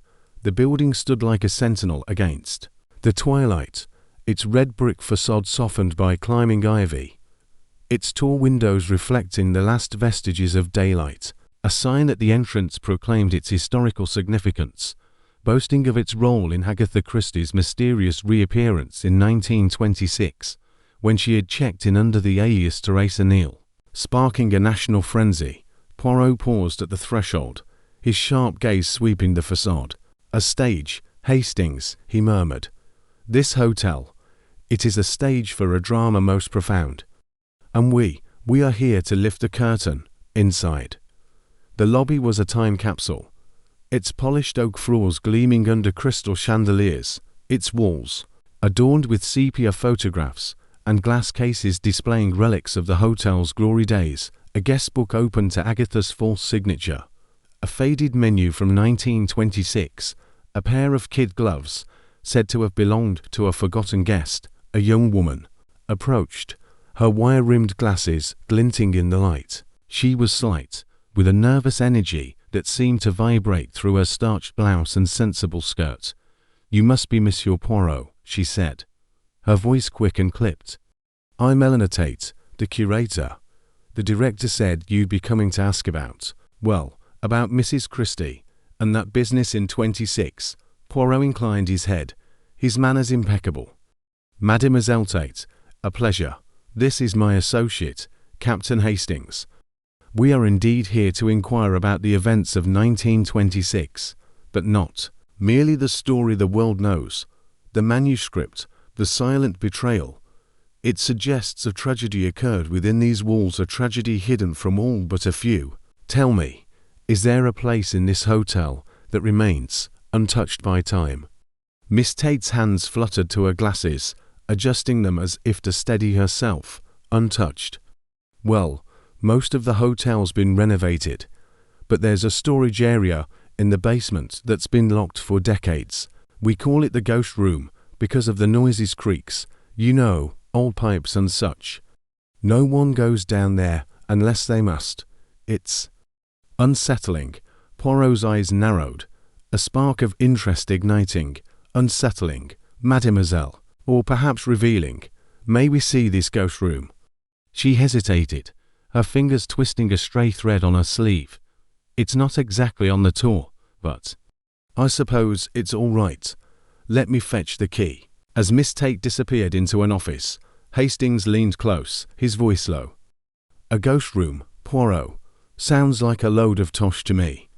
"Probably just rats and cobwebs." Poirot's mustache twitched. "Rats, Hastings, nong, nong. The little grey cells. They tell me this room holds more than vermin." The manuscript spoke of blood, of a place where a crime was concealed. "We shall see what truths lie beneath." Miss Tate returned with a heavy iron key, its surface pitted with rust. She led them through a side door and down a narrow staircase, the air growing colder and heavier with each step. The scent of mildew clung to the walls, mingling with the faint tang of something metallic that made Poirot's nostrils flare. Hastings gripped his umbrella tighter, muttering about damp cellars and bad omens. But Poirot's focus was unshaken, his torch casting a steady beam as they reached a rusted door at the end of a dim corridor. "This is it," Miss Tate said, her voice barely above a whisper. She turned the key, the lock grinding reluctantly, and pushed the door open. The room beyond was a cavern of shadows, its walls lined with peeling wallpaper patterned with faded roses, its floor littered with dust and crates that looked untouched since the war. A single bare bulb hung from the ceiling, its light flickering. As Miss Tate pulled the chain, Poirot stepped inside, his polished shoes silent on the dusty floor. His eyes swept the room, noting the uneven floorboards, the cobwebs strung like lace, and the threadbare rug that seemed oddly out of place in the corner. He knelt, his gloved fingers brushing the rug aside to reveal a trapdoor, its edges so flush with the floorboards that it was nearly invisible. "Mon Dieu," he murmured, his voice soft but electric with discovery. "A secret within a secret." Hastings peered over his shoulder, his breath catching. "Good Lord, Poirot, a trapdoor. You don't think, I think, Hastings, that we must see what lies below?" Poirot lifted the trapdoor, its hinges creaking in protest, to reveal a narrow ladder descending into darkness. He produced his torch, its beam cutting through the gloom, and began to descend, his movements precise despite the precarious ladder. Hastings followed, his reluctance evident in his muttered complaints, while Miss Tate hovered at the edge, her face pale. The hidden room below was smaller, its stone walls damp and stained with age. The air was thick, carrying a faint, metallic scent that confirmed Poirot's suspicions. His torch swept the floor, revealing dark patches that glistened faintly under the light stains that had seeped into the stone and resisted the passage of decades. "Blood," Poirot said, his voice steady but grave, old but unmistakable. "This is no mere storage room, Hastings. This is a tomb. Hastings paled, his hand tightening on the ladder. Blood, you mean? This is where Crane was killed. Poirot did not answer immediately. He moved carefully, his torch illuminating a corner where a pile of rotted fabric lay crumpled, half buried in dust. Kneeling, he sifted through the debris, his fingers pausing on a small, tarnished object. He lifted it, revealing a monogrammed cigarette case, its silver surface etched with the initials VC, Victor Crane. Poirot said, holding the case aloft. The manuscript spoke true. Here, in this forgotten place, he met his end. Miss Tate, who had summoned the courage to descend, gasped and clutched her glasses. Victor Crane, who was he? Why here? Poirot rose, dusting his gloves with a handkerchief. Victor Crane, mademoiselle, was a journalist who dared to challenge the Order of the Quill, a secret society of literary elites who guarded their power with ruthless means. He worked with Madame Christie to expose their crimes, but his courage cost him his life. This room, it was their hiding place for the truth and his grave. Hastings shook his head, his voice unsteady. But why cover it up? Why not call the police? Poirot's eyes darkened. Because, mon ami, the Order had influenced publishers, aristocrats, men who could silence a scandal with a word. Madame Christie, she vanished to protect this evidence, to ensure the truth would one day be found. And now, it is Hercule Poirot who shall bring it to light. They returned to the main floor, Miss Tate locking the door behind them with trembling hands. As they stepped into the lobby, an elderly groundskeeper approached, his weathered face etched with lines that spoke of a life spent outdoors. His eyes held a flicker of unease as he addressed Poirot. "Heard you asking about the old days," he said, his voice rough as gravel. "Name's Ned Carver. Been tending these grounds since I was a lad. There's a story round here, not in the books. They say a man was killed in 26, a journalist poking his nose where it didn't belong. The hotel hushed it up. Bigwigs paid good money to keep it quiet." Poirot's gaze sharpened.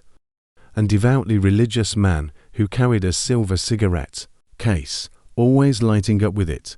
And the lady who was here, the writer, she knew something, but she never talked." Poirot exchanged a glance with Hastings, the cigarette case heavy in his pocket. "Merci, Monsieur Carver. Your story, it confirms what the little grey cells have deduced." The groundskeeper nodded, his eyes distant. "Folk said the hotel was cursed after that. Strange noises, shadows moving where they shouldn't. I never believed it, but—" "Well, you've seen the ghost room." Poirot inclined his head, his mind racing. The cigarette case, the bloodstains, the groundskeeper's tale all pointed to a murder concealed by power and fear. But the manuscript had hinted at a locket, a final clue that might tie the Order to Crane's death and Agatha's silence. He needed to find it, but first, he needed to understand the hotel's role in the cover-up. They returned to the car, the night air sharp and heavy with the promise of rain. Hastings was uncharacteristically quiet, his mind clearly grappling with the grim discovery. Poirot, however, was alight with the thrill of the chase, his fingers tracing the monogram on the cigarette case as the car wound through Harrogate's quiet streets.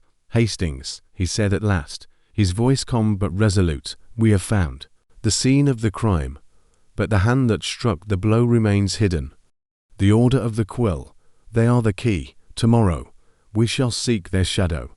The car pulled up to their modest guest house, its windows glowing warmly against the dark.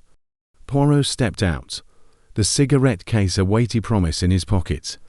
The blood in the hidden room was a silent witness, and he would ensure its story was told. But for now, he needed rest, for the little grey cells worked best when refreshed. Inside the guest house, Poirot sat by the fire, the cigarette case on the table before him. Hastings poured them each a brandy, his hands steadier now, but his expression troubled. "It's a grim business, Poirot," he said, sipping his drink. "A man murdered, a woman like Mrs. Christie caught up in it all. Do you think she knew he was dead?" Poirot's eyes gleamed in the firelight. She knew enough to vanish, Hastings, enough to write a manuscript in code, to hide it where none would find it. She was not a woman who acted without purpose, but the locket, it is the piece we lack. It will tie the order to the crime, and we shall find it. Hastings nodded, staring into his glass. And the order. They're still out there, aren't they? Oui, Poirot said softly. But they cannot hide from Hercule Poirot. The chapter closed with Poirot retiring to his room, the cigarette case tucked safely in his valise. The night was still, but the weight of the discovery pressed upon him not as a burden, but as a challenge. The blood in the hidden room had spoken, and Poirot would ensure its voice was heard. Tomorrow, the hunt would continue, and the shadows would have nowhere left to hide. Chapter 9. The order's reach air in London carried a crisp edge, the kind that sharpened the senses and made every shadow seem a conspirator. Hercule Poirot, impeccably dressed in a charcoal suit, his moustache waxed to perfection, stepped out of a black cab onto the bustling pavement of Mayfair. The city hummed with life car horns, the chatter of pedestrians, the distant clatter of a street vendor's cart. But Poirot's mind was elsewhere, fixed on the puzzle that had consumed him since Devon, the diary, the locket, the whispered name of the order of the quill. They pointed to a secret, so potent it had driven Agatha Christie to vanish in 1926, and perhaps cost Victor Crane his life. Now, Poirot had learned the order still thrived. Its tendrils coiled around the literary elite, led by Sir Reginald Blackwood, a descendant of the publisher implicated in Crane's death. Tonight, at a grand literary gala in Blackwood's opulent townhouse, Poirot would infiltrate their world, disguised as a scholar, to uncover the truth. The townhouse loomed before him, its Georgian facade glowing under gaslit lanterns, windows spilling golden light onto the street. Carriages and motor cars lined the curb, disgorging guests in evening dress, writers, critics, publishers, their laughter tinged with the self-assured cadence of the privileged. Poirot adjusted his false spectacles, a touch of theatricality to complete his persona as Dr. Émile Dubois, a Belgian literary historian with a penchant for obscure manuscripts. His invitation, procured through a discreet contact at the British Library, was clutched in his gloved hand, its embossed crest a hawk clutching a quill matching the one found in Blackthorn Manor's attic. The coincidence was no accident. The order's symbol was a silent boast of their reach. Inside, the gala was a spectacle of decadence. Crystal chandeliers cast prismatic light over polished floors, where guests swirled like figures in a carefully choreographed dance. A string quartet played Vivaldi, the notes weaving through conversations about Proust, Woolf, and the latest literary scandals. Poirot moved with purpose, his cane tapping lightly, his eyes scanning the crowd. He noted the details: a critic's nervous tick, a poet's too loud laugh, a publisher's hand lingering on a glass of champagne. These were the trappings of power, but beneath them Poirot sensed fear, a collective unease, as if the room itself held its breath. Sir Reginald Blackwood stood at the far end of the ballroom, a tall man in his 50s, his silver hair swept back, his eyes sharp as a falcon's. He wore a tailored tuxedo, a quill-shaped pin glinting on his lapel. Poirot recognized him from a photograph in the archives, but in person, Blackwood exuded a charisma that bordered on menace. He was surrounded by a coterie of admirers, their laughter forced, their glances darting. Poirot approached, pausing near a marble bust of Shakespeare to eavesdrop. The manuscript must be secured, Blackwood was saying, his voice low but commanding. It's been too long, and with Harrow's disappearance, we can't afford loose ends. A woman in a sapphire gown, her face half hidden by a fan, nodded. The order's patience is thin, Reginald. If it surfaces, the consequences it won't. Blackwood cut in, his tone final. Not if we act swiftly. The evidence from 26 is buried, and it will stay that way. Poirot's pulse quickened. The manuscript Agatha's The Silent Betrayal was the key, a coded expose of the order's crimes, hidden in a Devon church. Blackwood's words confirmed Poirot's suspicions. The order was moving to destroy it, to erase the last traces of their 1926 cover-up. He needed to find Blackwood's study, where such plans might be documented. But first, he had to blend in. He approached a group of scholars near a buffet laden with caviar and smoked salmon. "Messieurs, mesdames," he said. His accent thickened. "For effect, I am Dr. Émile Dubois, late of Brussels. I study the lost works of the early 20th century.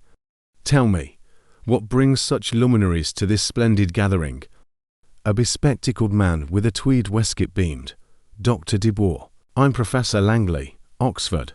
We're here to celebrate Blackwood's new imprint quill press, they call it. Rumour has it they've acquired a rare Christie manuscript, though no one's seen it." Poirot's heart skipped. A cover story, perhaps, to mask their true intent. "A Christie manuscript," he said, feigning surprise. "Most intriguing. Is it, perhaps, from a troubled period?" Langley leaned closer, his voice dropping. "You mean 26? Oh, there's talk. Some say she wrote something dangerous back then, something that never saw print. Blackwood's obsessed with her work, you know. Keeps a private collection upstairs." Poirot nodded, filing the information away. The study, then, was his target. He excused himself, weaving through the crowd, his eyes catching glimpses of quill-shaped pins on other guests, members of the order, he suspected, hiding in plain sight. A staircase at the back of the hall, guarded by a velvet rope, beckoned. He waited until a waiter dropped a tray, drawing the crowd's attention, then slipped past the rope, his footsteps silent on the plush carpet. The upper floor was a maze of corridors, portraits of stern-faced Blackwoods glaring from the walls. Poirot moved swiftly, his ears attuned to any sound. At the end of a hallway, a heavy oak door stood ajar, light spilling from within. He paused, listening. Voices to men, their tones urgent. Harrow was a fool, one said, his voice rough. He thought he could dig up the past without consequences. The orders dealt with his kind before. Then we burn it, the other replied, calmer but colder. The manuscript, the letters, all of it. Tomorrow night, at the warehouse in Whitechapel. No traces. Poirot's breath caught. A plot to destroy evidence, set for tomorrow, he needed. Proof documents, letters, anything to link Blackwood to the order's crimes. He pushed the door open, revealing a study lined with bookshelves, a mahogany desk strewn with papers. A portrait of a man resembling Blackwood, but older, hung above. The fireplace, a quill pin prominent on his lapel. The founder, perhaps, of the order's modern incarnation. Poirot moved to the desk, his gloved hands sifting through letters and ledgers. Most were mundane publishing contracts, invitations, but one caught his eye, a sealed envelope, addressed to the keeper of the quill, with a wax seal bearing the hawk and quill crest. He slipped it into his pocket, his fingers brushing against a small brass key, hidden beneath the blotter. Instinct told him it was significant, a key to a safe, perhaps, or a locked drawer. He pocketed it, but before he could search further, footsteps echoed in the hall. He ducked behind a velvet curtain, his heart steady despite the danger.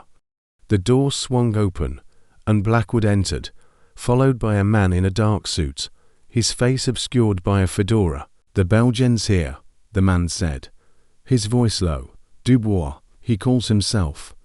Asking questions about Christie." Blackwood's laugh was cold. "A scholar, or another meddler like Harrow, find him. If he's sniffing around, he knows too much." Poirot held his breath as the men left, their voices fading. He emerged, his mind racing. His disguise had held, but the order was closing in. He needed to escape, but not without one last search. The key burned in his pocket, and his eyes fell on a locked cabinet in the corner. With a deft twist, the key turned, revealing a cache of documents, letters, photographs, a ledger marked Order of the Quill. He scanned the top letter, dated 1926, signed by Agatha Christie herself. "Victor, we must act swiftly. The order knows I've seen their ledger. If they find us, the truth dies with us.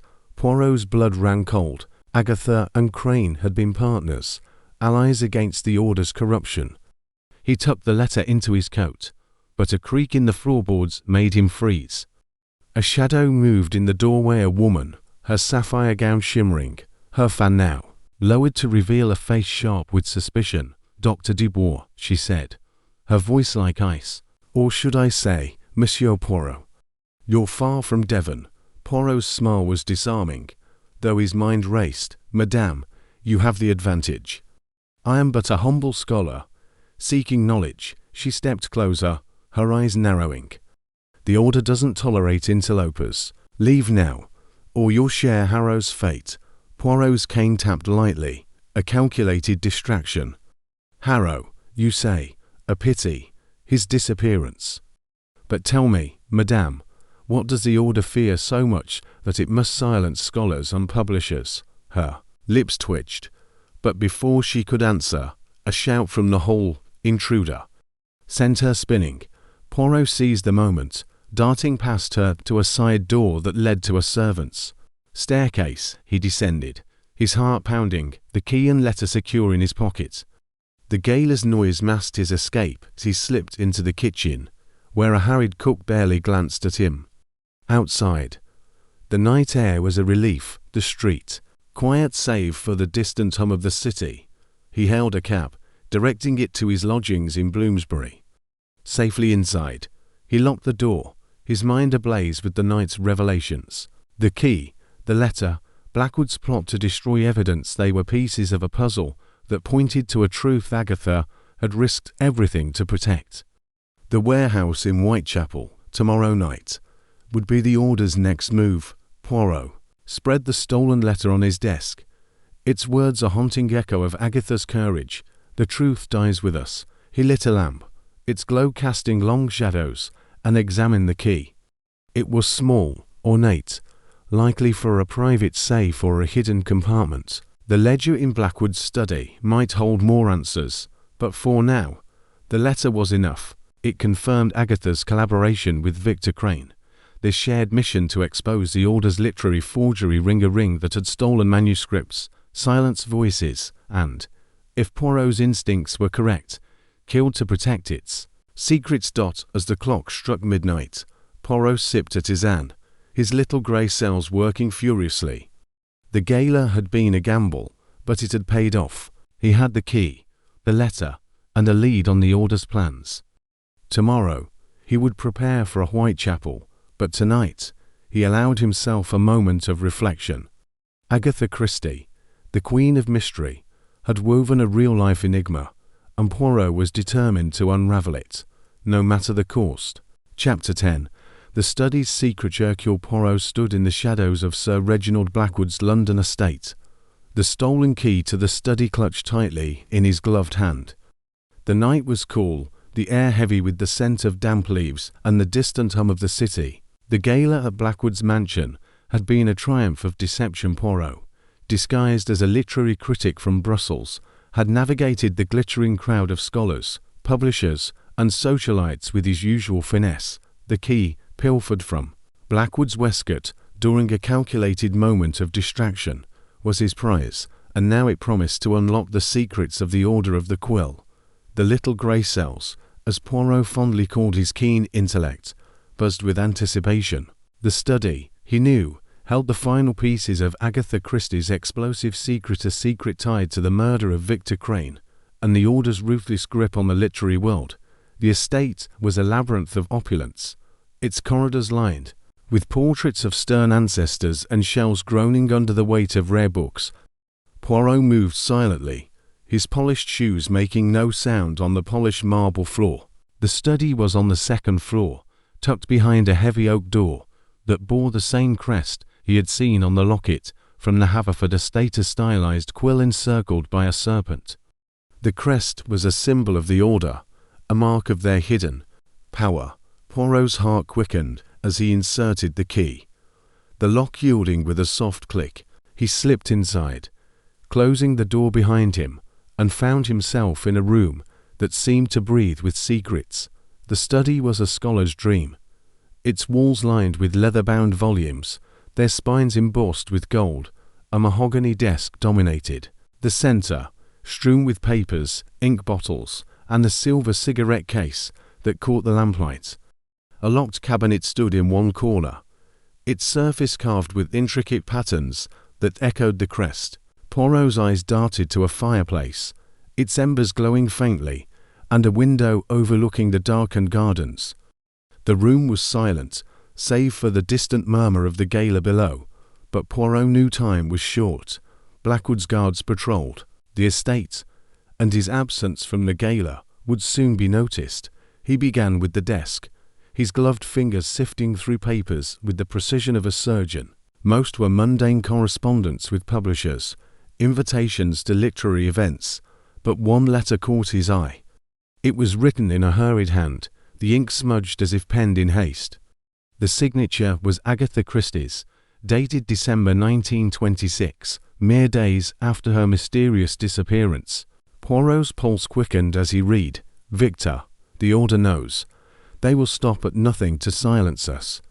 The silence betrayal is our only weapon, but it must be hidden until the time is right. If I am taken, look to Harrogate.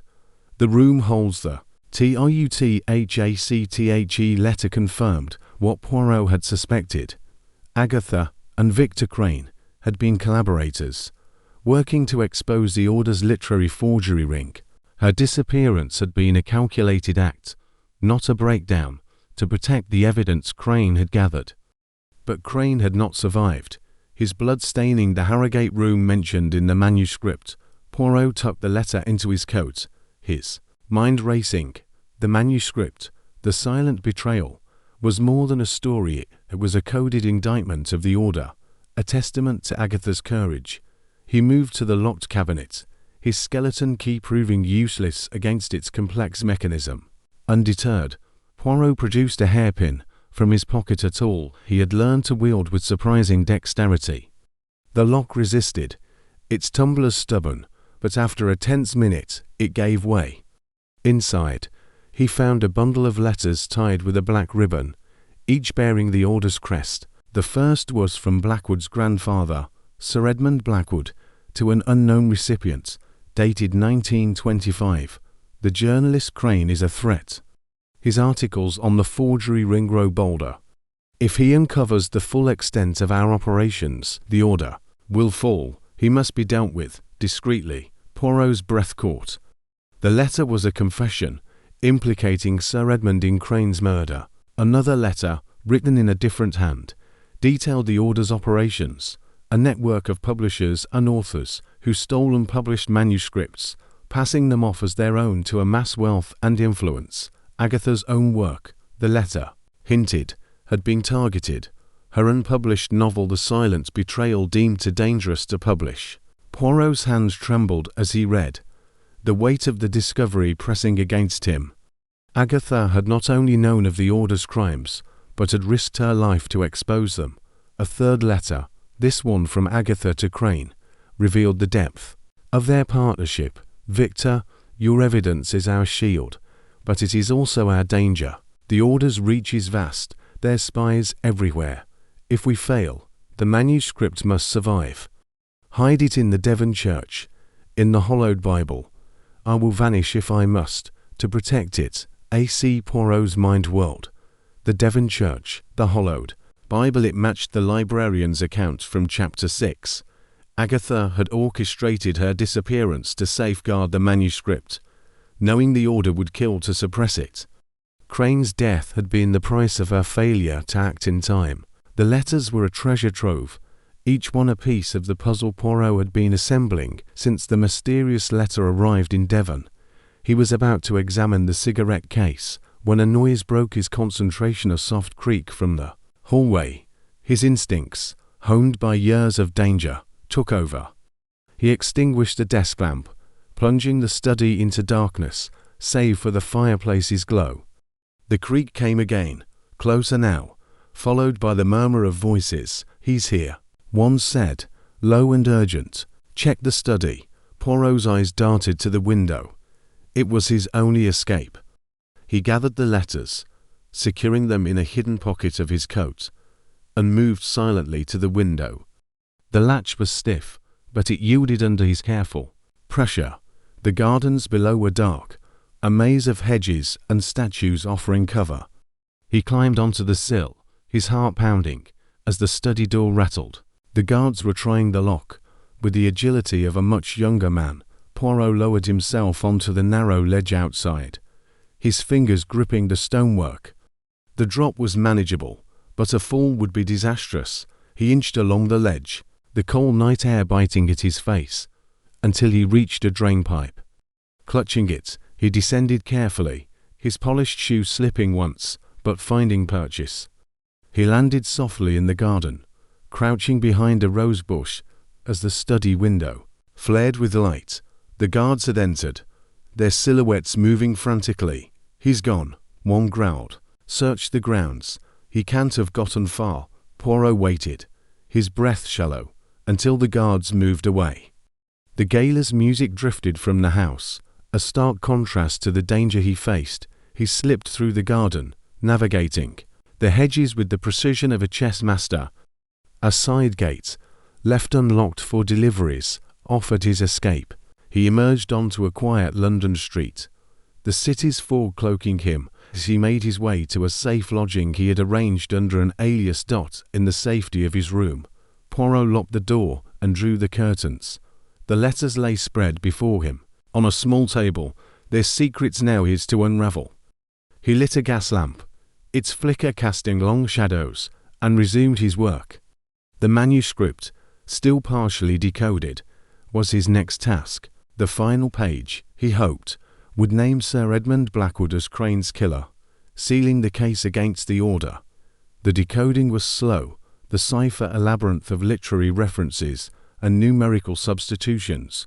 Poirot's fountain pen scratched across his notepad, each word a step closer to the truth.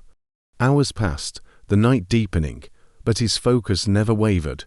At last, the final page yielded its secret. Sir Edmund Blackwood struck the fatal blow, his quill dipped in Crane's blood. The order's silence was bought with murder, but the truth will not stay buried. Poirot leaned back, his mind alight with triumph. The manuscript was complete, its accusations clear. Sir Edmund, the order's leader in 1926, had killed Victor Crane to protect the forgery ring. Agatha's disappearance had been a desperate act to preserve the evidence, her novel a coded cry for justice. The letters, the manuscript, the locket, the cigarette case all pointed to the same truth. The Order of the Quill was a criminal empire, and Sir Reginald Blackwood, its current leader, was its heir. But the danger was not over. The Order knew Poirot was close, and their reach was vast. He secured the letters and manuscript in a locked case, the cigarette case beside them.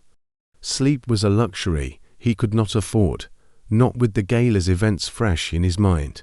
He sipped a cup of hot chocolate, a small comfort, and planned his next move. Confronting Blackwood was inevitable, but it would require preparation. Scotland Yard, he decided, must be alerted, but only after he had secured irrefutable proof. The following morning, Poirot rose early, his disguise discarded, but his caution intact. He sent a coded telegram to Captain Hastings, requesting a meeting in London. Hastings, ever reliable, would help coordinate with the authorities. Poirot also contacted a trusted journalist, one outside the Order's influence, to ensure the truth would reach the public if he failed. The manuscript, he decided, would be entrusted to a safe deposit box, its location known only to Hastings. The day was spent in quiet preparation. Poirot visited a discreet printer, arranging for copies of the letters to be made. He explored Blackwood's connections, uncovering a network of literary figures still loyal to the Order. A visit to the British Library of more about Sir Edmund's era, including a scandal involving a stolen manuscript that had been hushed up. The pieces were falling into place, but Poirot knew the Order would strike back. That evening, he returned to his lodging, the weight of the case pressing against him. The manuscript's final page had named the killer, but it also hinted at a broader conspiracy.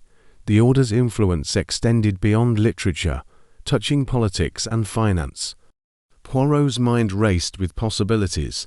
Could the order's reach explain other unsolved cases? He pushed the thought aside, focusing on the task at hand. A knock at the door startled him. He approached cautiously, his revolver within reach. "Who is there?" he called, his voice steady. "Telegram, sir," came the reply, a young voice with a Cockney accent. Poirot opened the door a crack, accepting the message. It was from Hastings. "Suspicious activity near Blackwood's estate. Proceed with caution." Poirot's jaw tightened. The order was closing in, but he was ready. He spent the night reviewing the evidence, his mind a whirl of connections. The locket, the cigarette case, the letters, the manuscript all formed a tapestry of deceit and courage. Agatha Christie had been a hero, her disappearance a sacrifice to protect the truth. Poirot felt a kinship with her, a shared dedication to justice. The order of the quill would fall, and Victor Crane's memory would be on a dot as dawn broke. Poirot prepared for the confrontation. He dressed in his finest suit, his mustache impeccably waxed, a symbol of his resolve. The key to the study, now useless, lay on the table, a reminder of his daring. He gathered the evidence, securing it in a leather satchel, and stepped into the London morning. The city was alive, oblivious to the battle about to unfold. Poirot's little grey cells were at their peak, ready to face Sir Reginald Blackwood and expose the order's crimes. The chapter closed with Poirot walking toward Blackwood's estate, the satchel heavy with truth. The order's shadow was long, but Hercule Poirot was a beacon of light. The final confrontation loomed, and he was determined to see it through, for Agatha, for Crane, and for justice. Chapter 11. The confrontation. Poirot stood at the gates of Sir Reginald Blackwood's imposing London estate, the early evening light casting long shadows across the manicured lawns. The air was crisp, tinged with the scent of autumn leaves, and the faint hum of the city beyond. In his leather satchel, secured tightly under his arm, rested the damning evidence: Agatha Christie's coded manuscript, the silent betrayal, the bundle of letters implicating the order of the quill, the monogrammed cigarette case bearing Victor Crane's initials, and the locket with the order's crest. Each item was a piece of a puzzle that Poirot had painstakingly assembled, revealing a conspiracy that had course lives and haunted Agatha's legacy. His little grey cells, as he fondly called his intellect, were alight with purpose. Tonight, he would confront Sir Reginald Blackwood, the current leader of the order, and expose the truth about the 1926 murder of Victor Crane. The estate was a fortress of wealth and secrecy, its Georgian facade adorned with ivy and flanked by towering oaks. The gala from the previous night had ended, but the house was far from quiet. Carriages lined the drive, and liveried servants moved with practiced efficiency, suggesting a private gathering of the order's inner circle. Poirot adjusted his impeccable suit, his waxed mustache a symbol of his resolve, and approached the entrance. His alias as a literary critic had served him well, but tonight he would shed all pretense. He was Hercule Poirot, detective, and he would face Blackwood as himself, the butler, a stern man with eyes like polished steel. Scrutinized Poirot's forged invitation, carefully crafted to gain entry to this exclusive meeting. "Monsieur Poirot," the butler said, his voice betraying a flicker of recognition. "Sir Reginald is expecting you." The words sent a chill through Poirot, for they suggested Blackwood was prepared, perhaps even eager, for this confrontation. The butler led him through a grand foyer, its walls lined with portraits of Blackwood ancestors, their stern gazes seeming to follow him. The air was heavy with the scent of cigar smoke and old books, a fitting backdrop for the literary cabal he was about to challenge. They ascended a sweeping staircase to a private drawing room on the second floor. The room was opulent, its walls panelled in dark oak, its chandelier casting a warm glow over a long table where a dozen figures sat in hushed conversation. At the head was Sir Reginald Blackwood, a man of 60 with silver hair and a commanding presence. His eyes, sharp and calculating, locked onto Poirot as he entered. The other figures, men and women in formal attire.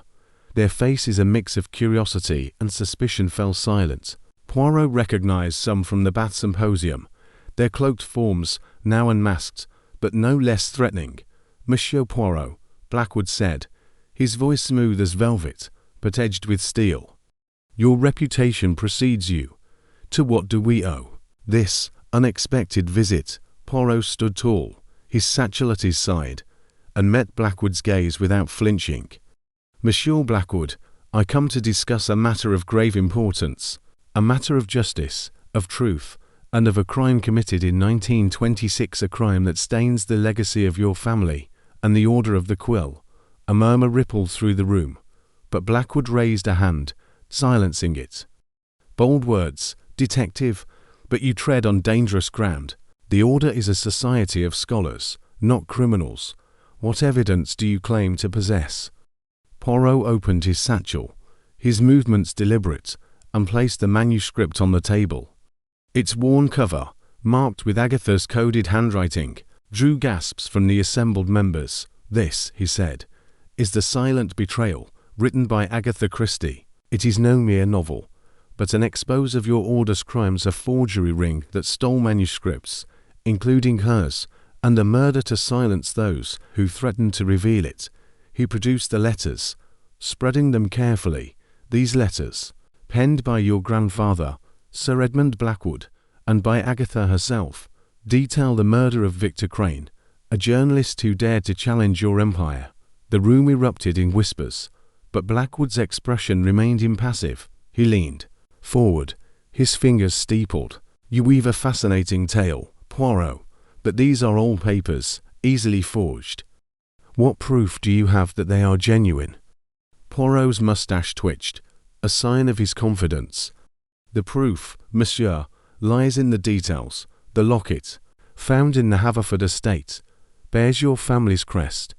The cigarette case, discovered in a hidden room in Harrogate, carries Victor Crane's initials, and the manuscript cipher, which I have decoded, names Sir Edmund as Crane's killer. These are not forgeries, but truths buried by your Order's hand." Blackwood's eyes narrowed, but he did not interrupt. Poirot continued, his voice steady but resonant. "Agatha Christie, a woman of unparalleled genius, risked her life to protect this evidence. Her disappearance in 1926 was no breakdown, but a calculated act to hide the silent betrayal from your grasp. She collaborated with Crane, gathering evidence of your forgery ring, but he was murdered before they could act. She hid the manuscript in a Devon church, in a hollowed Bible, knowing that one day someone would find it. That someone, monsieur, is me." A tense silence fell over the room. One member, a woman with sharp features, spoke up. "This is preposterous. The Order is a guardian of literature, not a den of thieves. You defame us with these accusations." Poirot turned to her, his gaze piercing. "Madame, the Order's guardianship came at a price. Victor Crane's blood stains your legacy, as does the theft of countless manuscripts. Agatha's own work was targeted." Her voice nearly silenced. "But she was cleverer than you, and her truth endures." Blackwood rose, his presence commanding the room. "Enough, Poirot. You have made your case, but you misunderstand our purpose. The literary world is fragile, easily swayed by scandal. My grandfather acted to protect it, to ensure its stability.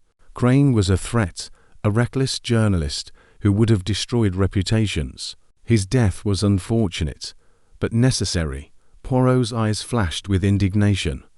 "Necessary, monsieur. Murder is never necessary. You speak of protecting literature, but you have betrayed its soul. Agatha Christie wrote to reveal truth, to explore the human heart. You and your Order sought only power, and you killed to keep it." Blackwood's composure faltered, a flicker of anger crossing his face. "You are a fool, Poirot.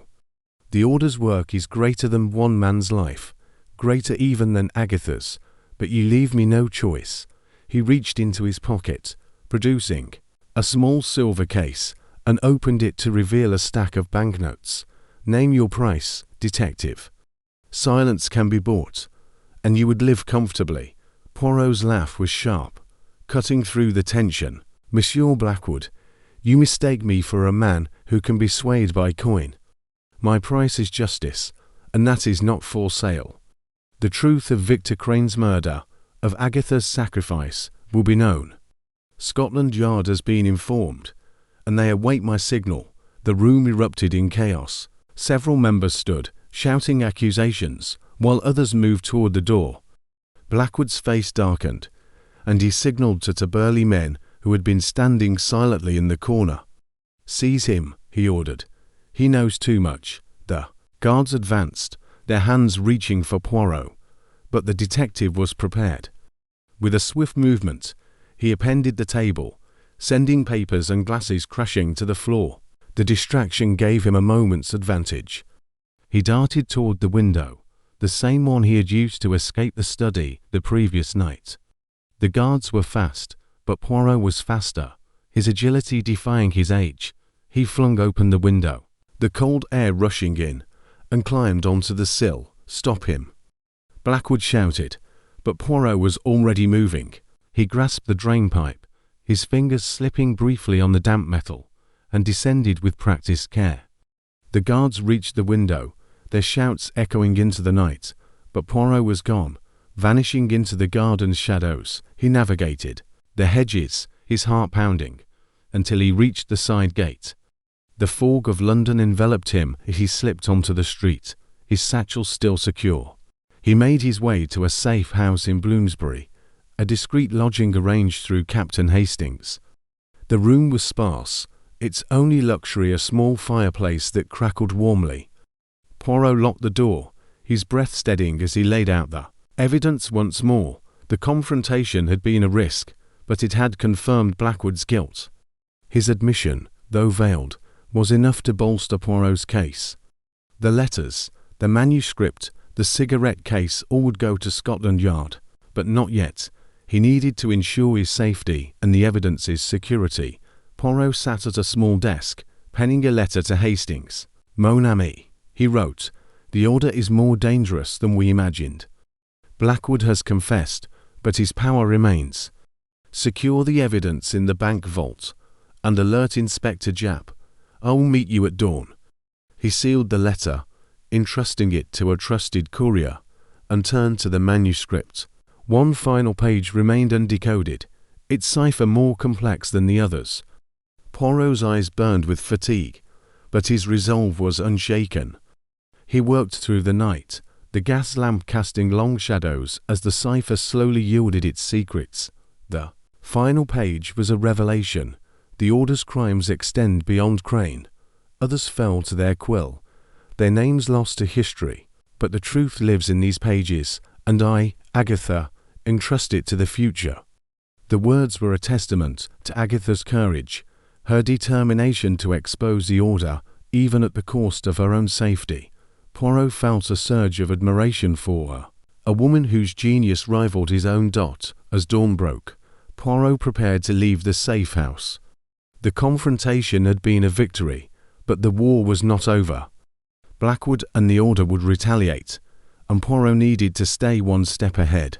He secured the evidence in a hidden compartment of his satchel, the locket and cigarette case tucked alongside. The streets of London were quiet, the early morning mist cloaking his movements. He hailed a cab, directing it to a rendezvous point. With Hastings, the cab ride was tense, Poirot's eyes scanning every shadow. The order's reach was vast, their spies everywhere.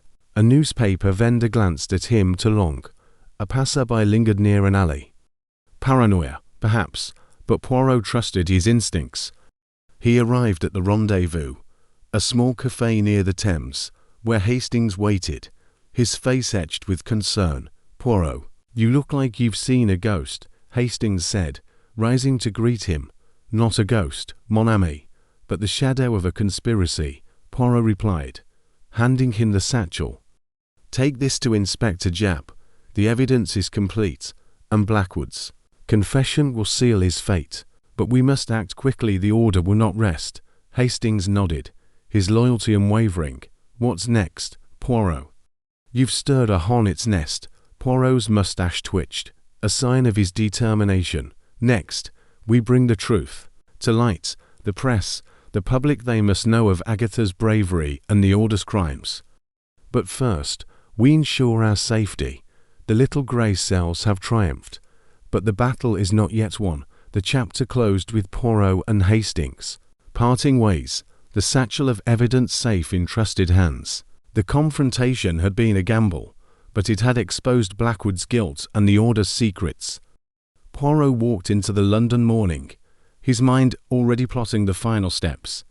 Agatha's legacy, Victor Crane's memory, and the pursuit of justice drove him forward. The Order of the Quill would fall, and Hercule Poirot would see it done. Chapter 12. The public revelation. Hercule Poirot stood at the edge of the Grand Hall in the Devon Manor, the same secluded estate where this labyrinthine case had begun with the arrival of a mysterious letter. The hall, once shrouded in secrecy, was now filled with the murmur of anticipation. Reporters from London's most prominent newspapers, local authorities, and curious villagers crowded the room, their faces a mix of skepticism and intrigue. The chandelier above cast a golden glow, illuminating the table before Poirot, where the evidence of Agatha Christie's explosive secret lay meticulously arranged. The coded manuscript, the silent betrayal, the bundle of letters implicating the Order of the Quill, the monogrammed cigarette case bearing Victor Crane's initials, and the locket with the Order's crest. This was the moment Poirot had worked toward, the culmination of his investigation into a conspiracy that had spanned decades and course lives. His little grey cells, as he called his keen intellect, were poised for their final triumph. The journey to this moment had been perilous. Poirot's confrontation with Sir Reginald Blackwood, the Order's current leader, had confirmed the truth. Blackwood's grandfather, Sir Edmund, had murdered Victor Crane in 1926 to protect a literary forgery ring. Agatha Christie, with her unparalleled genius, had collaborated with Crane to expose the Order, hiding her manuscript in a Devon church and faking her disappearance to protect it.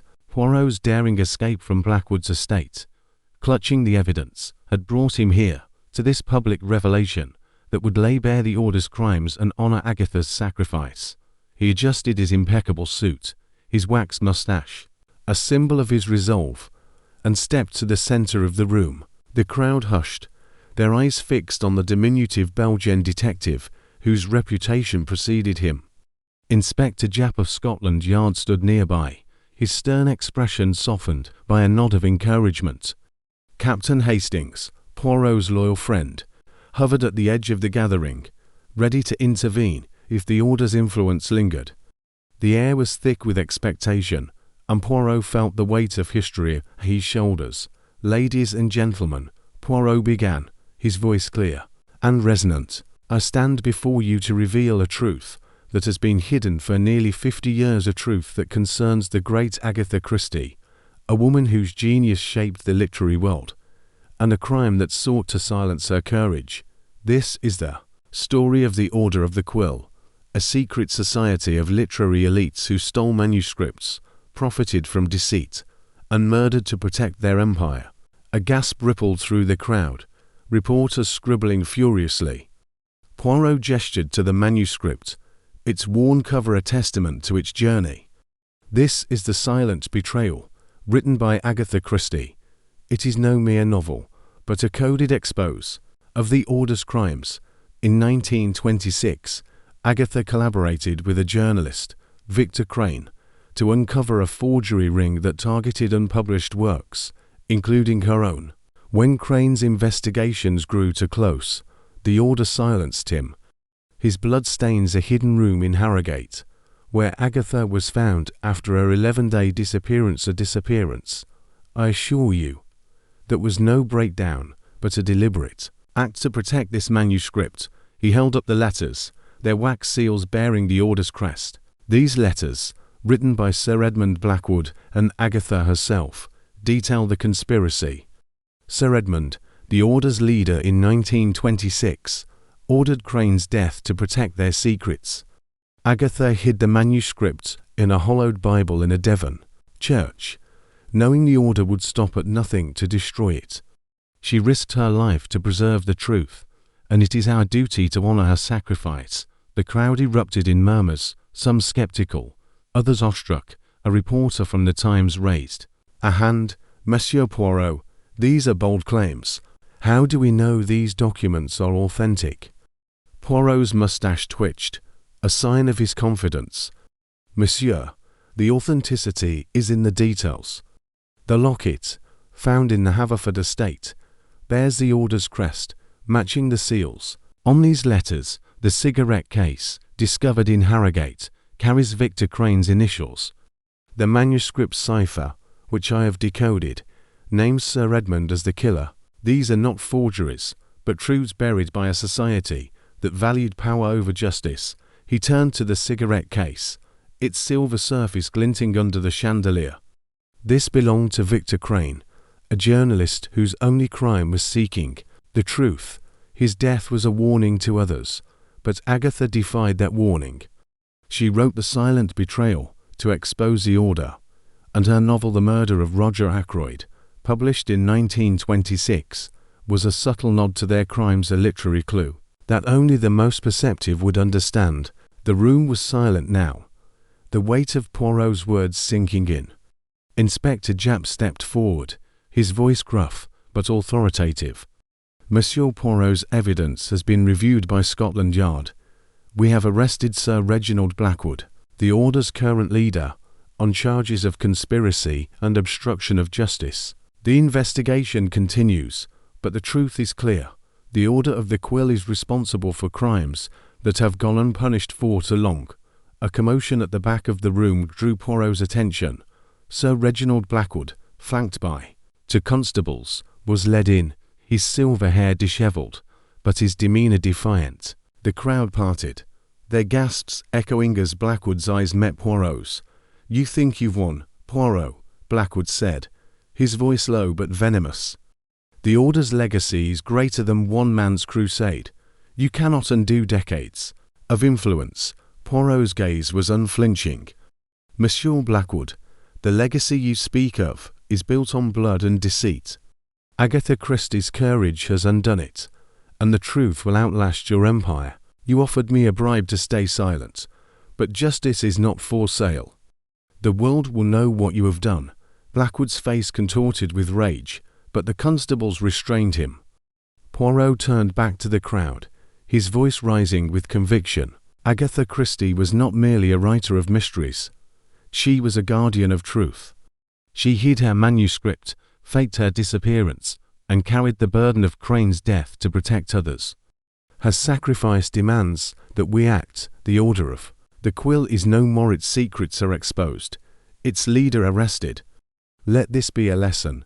No power, no matter how great, can silence the truth forever. The crowd erupted in applause, reporters shouting questions. As cameras flashed, Poirot raised a hand, silencing them. "There is one final piece," he said, producing a small envelope from his satchel. "This arrived yesterday, from Agatha's estate. It contains a note, written in her hand, thanking me for uncovering her secret. It also confirms that the murder of Roger Ackroyd was her coded message to the world, a hint at the Order's crimes. She was a genius, Ms. Amis, and her legacy is secure." He opened the envelope, reading the note aloud. "To the one who finds the truth, you have my gratitude. The Order sought to silence me, but my words endure.